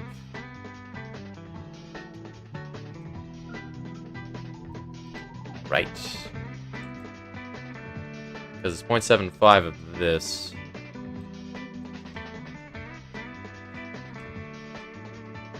Zero 5. Does this work? What if you double the required points every time it's redeemed? That seems like a pain.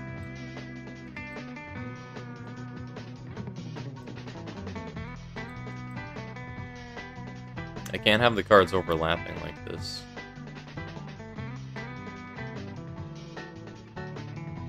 Yeah, they look weird like this.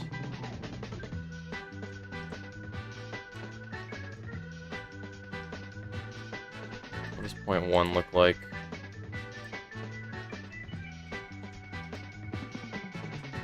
Why? What? Oh, the card scale changes like this. No, no, no. So the card art scale is changing frequently when you hover over them, so I need to change the main node scale. But that makes the dwarf miner smaller. This is gonna end up being some real code spaghetti. So this dot scale.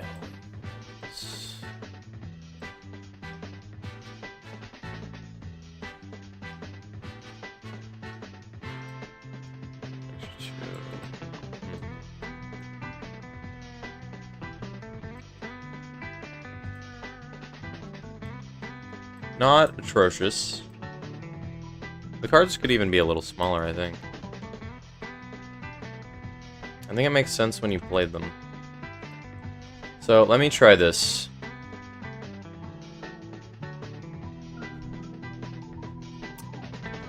When you release, if parent node dot name equals battlefields, it needs a capital B. You do this. So you let go here, it's normal, you let go here, it's normal still. Right, because this is dependent on it being in your hand to check. I could just make it update.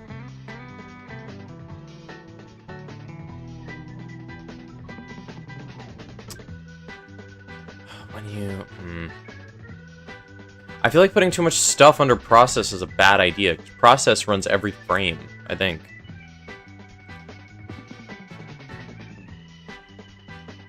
Is there a way I can make it skip? No, but the thing is I need it to update instantly.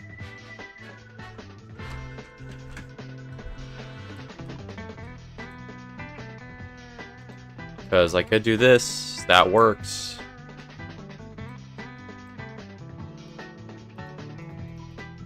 Right-clicking on them. What does right-clicking on them do?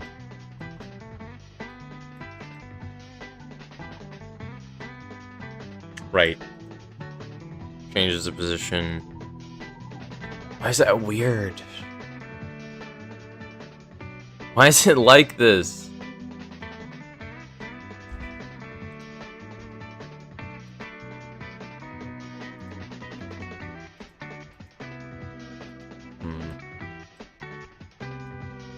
What the hell did I just do? Why are there 5 cards in here? Okay, so if I touch you, no. Why did that happen?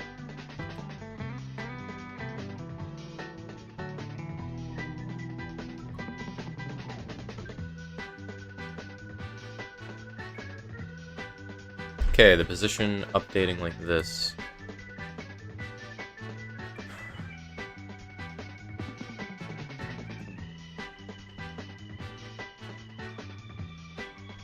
Let me, okay. Behold laziness if parent node dot name equals battlefield. You go here. What if you double the required? I already read that. What do I do here? What do I do here? Doubling their points every time it's redeemed is like, I feel like that would get out of hand very quickly. The point is it's supposed to be a reward for like long-time viewers.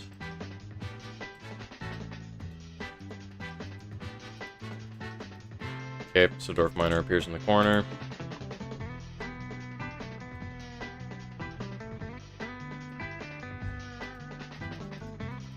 Wait, it's if it's hand I need this.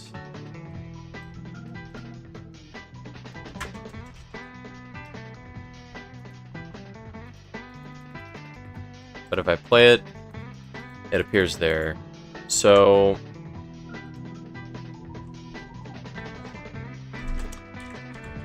if parent node dot name equals battlefield, so we need a capital B.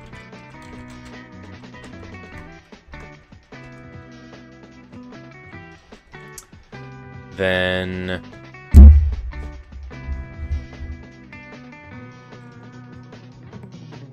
card art position. Okay, I need to just copy this.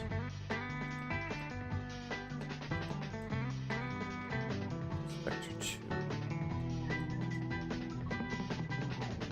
How does it change though? Because why does it adjust the way that it does? I'm assuming it's moving up by an exact amount every single time.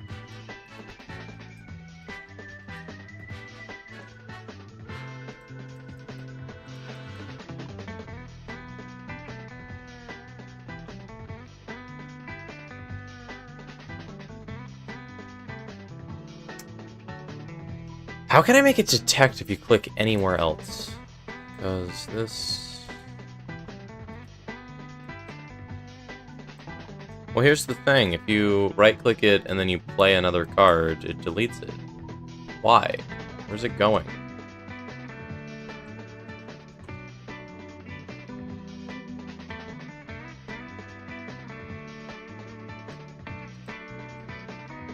Why is it doing this? I don't get it. Okay, so...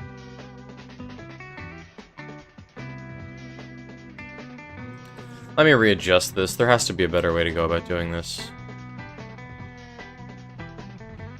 So if the card is invisible, you make it visible. If it's not, you make it invisible. So I need to take card art big. I need to take card art big dot position and then subtract. Does subtracting the node 2D's position make it work?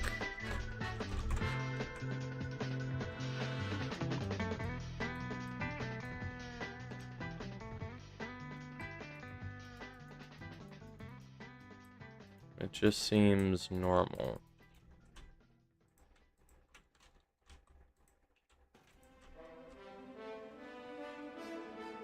Does that work? No, that doesn't work.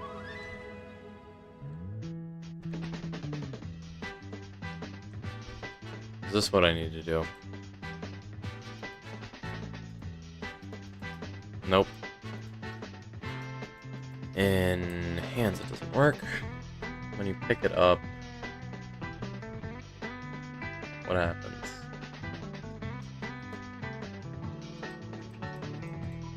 Card held equals true, card held equaling true.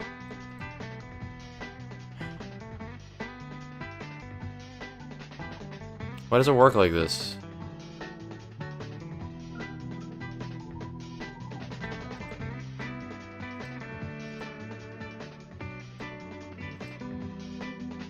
Okay, what I'm gonna do under process is just print card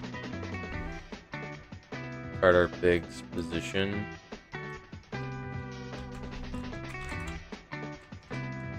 And I'm gonna make it so I only draw one hand for, or one card for now.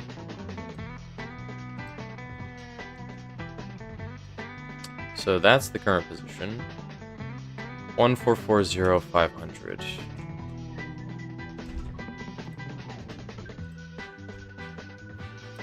So now if I... What if I do this? I just make it equal that's position. It's not changing it.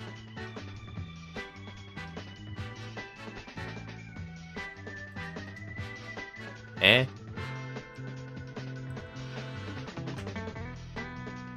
Okay, so the problem is card art big is off the screen.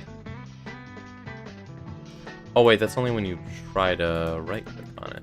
It updates.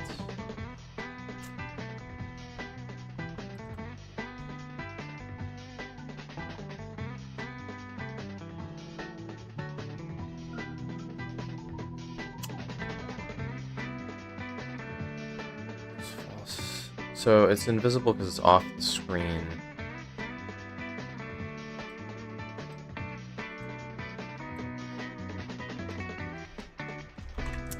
So I need card art big plus vector 2. If I just go 1919, what happens? Does this help? No. Plus equals. Does that work? No, doesn't change anything. Plus equals... Okay, let me try this. Offset.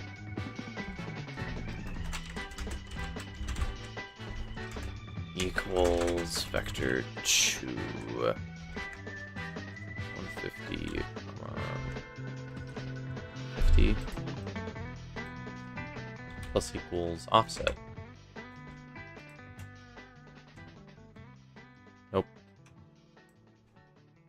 Equals vector 2 offset, comma, offset.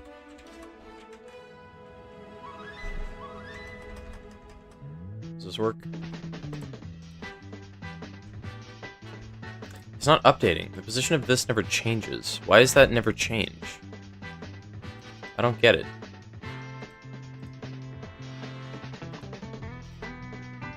Transform. Why does this never change?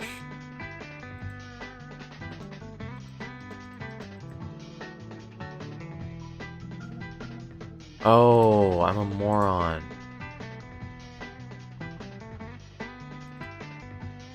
Because this is in here, it's constantly updating the position. So this doesn't matter at all. Wait, so that means I have to do it here. Wait, minus...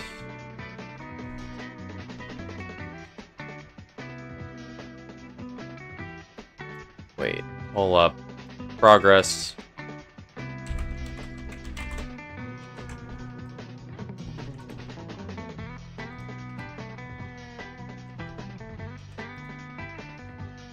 Is that literally all I had to do the entire time?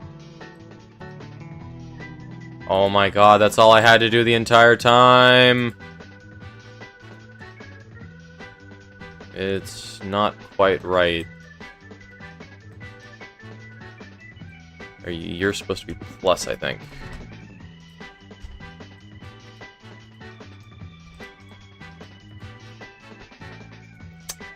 Maybe it's the other way around. Yeah, if it's to the right of the screen, I want to do that. If it's on the left, I want to do that.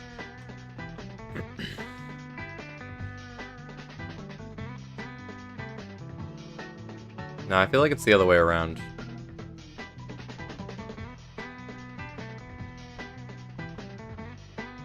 Let's see. Let me draw more cards just to test it.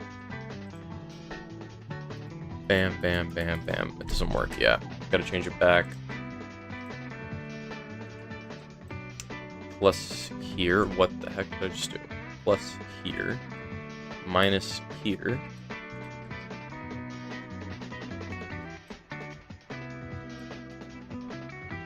Interesting. Why does right click on you put you here? Because this card is to the right of my screen. Also, this texture is supposed to be above the card. That's weird.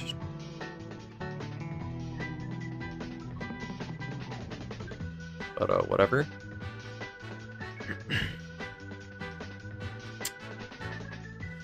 Wait, so putting... Oh my gosh. So much of this has just been figuring out graphical elements.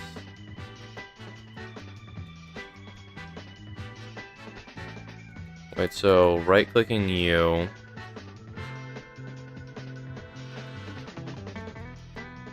Why does this not appear here? So this is to the right of my screen, so the dwarf miner's position is supposed to be... If I do this, what happens? It's just off screen. Yeah, it's really far away. If I do that as well, what happens? Why is it there exactly?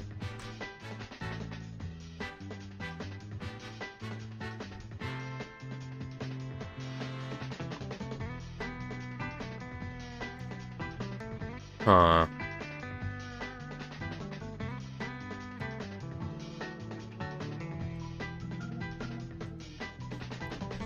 Okay, well, we've made progress.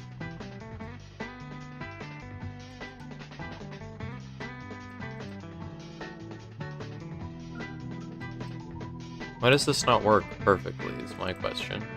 I feel like this should.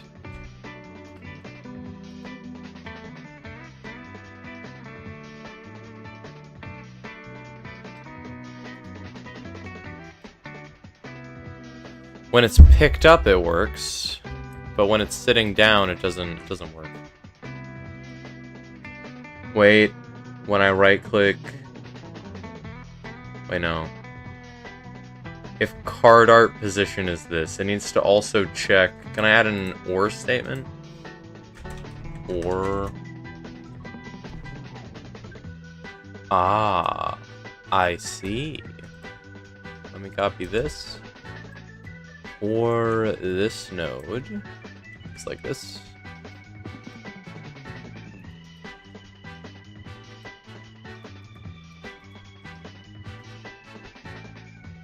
Okay.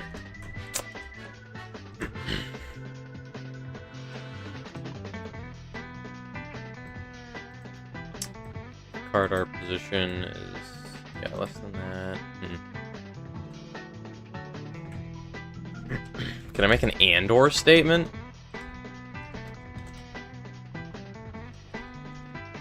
Because I need to check... I can't offset it if they're both true. If the card art position is to the left...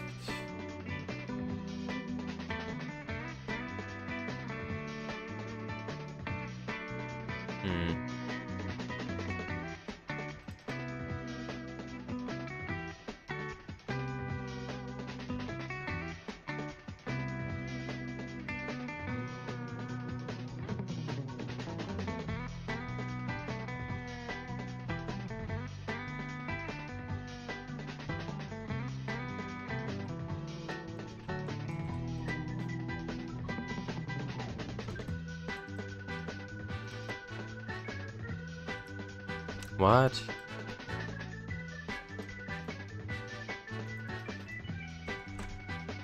Well, I can't have them conflicting. Card art position is like that. Well, one of them is always going to be on the left. So I might need to switch this around. Oh my god, which sign is this? I keep forgetting. Less than sign. So if the position is less than this, the position equals to the right. Yes, that feels backwards. If I do this, what happens?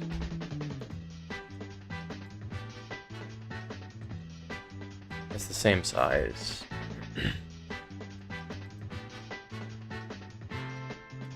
Well, yeah, no, I was right the first time. Because if your position is less than this, you want it to the right. And if your position is less than this, or if your position is greater than this, you want it to the left. So, if the card art position is to the left, well, the node 2D, should I invert it? Would inverting it solve my problem?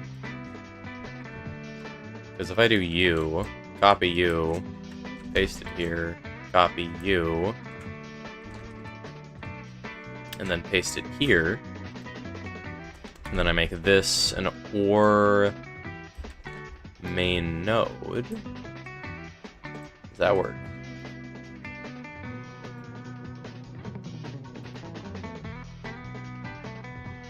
Put it there, bam, bam. Oh yeah, it works. Okay, I thought it would. The Dwarf Miner's layer is still wrong, but it's good. It's all good.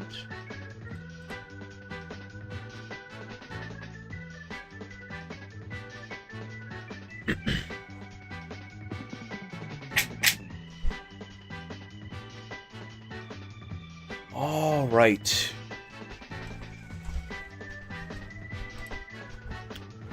You can put cards down on a battlefield. You can right-click on them and okay, let me fix the ordering. Let me fix the ordering. See ordering. Why is this so low? You're supposed to be like 1,000. When are you not supposed to be visible?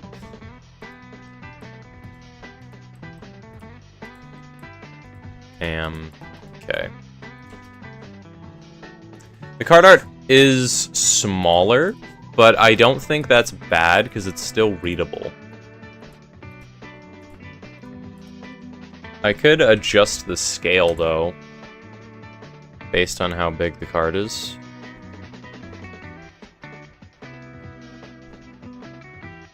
Parent name, battlefield. So, because it gets 25% smaller, does it make sense to increase this by 25%?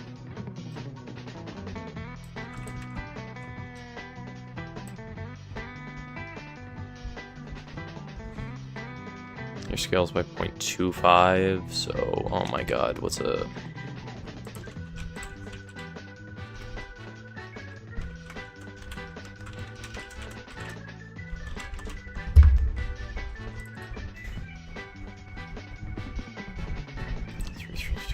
Gotcha. Gotcha.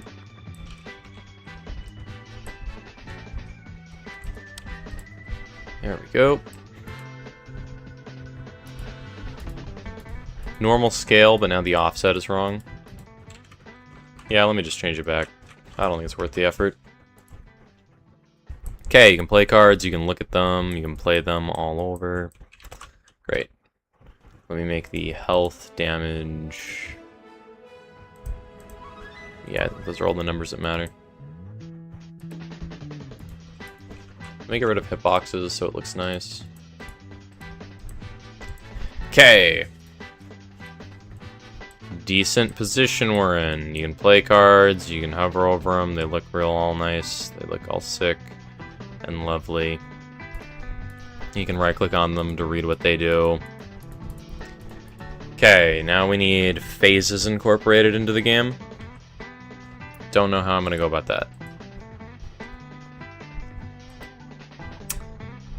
Can you get the parent of your parent? Does it make sense to move nodes all the time? Okay.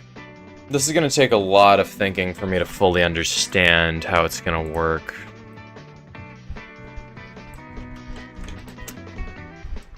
Let me move this down. Wait, no, the screen offset is wrong. This is like at the bottom. Whatever.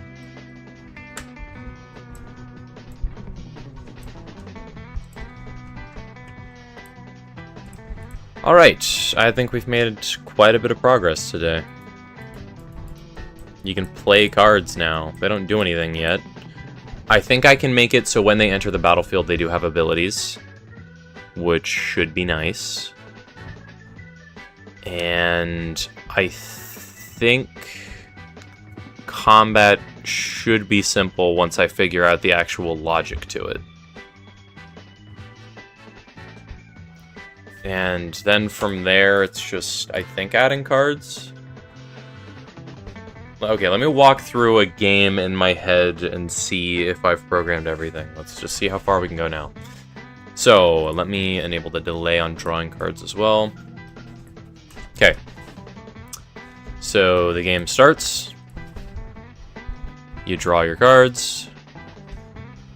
And then you play whatever cards you want. I'll just play a few. Then you go to combat. It's my first turn, so I can't do anything. Next turn is my opponent's. They'll play out all their stuff. Then it's my turn. And then I get to play more cards. I get to attack. My abilities make stuff. Okay, I think we're like 2 or 3 things away from being able to actually make more cards.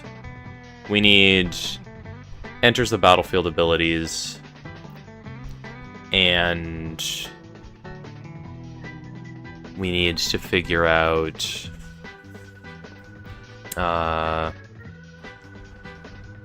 what's it called? Combat. Don't know why I blanked on that for so long. But yeah, this is pretty decent for now. Your stuff is bugged and can go off the screen. That's a bit annoying. Let's just hope that doesn't come up in game. We'll just whatever. It's fine on the first version in itch.io. I don't really care. The game will be playable and it will be good. All right. Well, I've enjoyed the stream, and we're doing pretty decent. Alright, well, I know it's a bit early, but I'm gonna go now. See you guys later.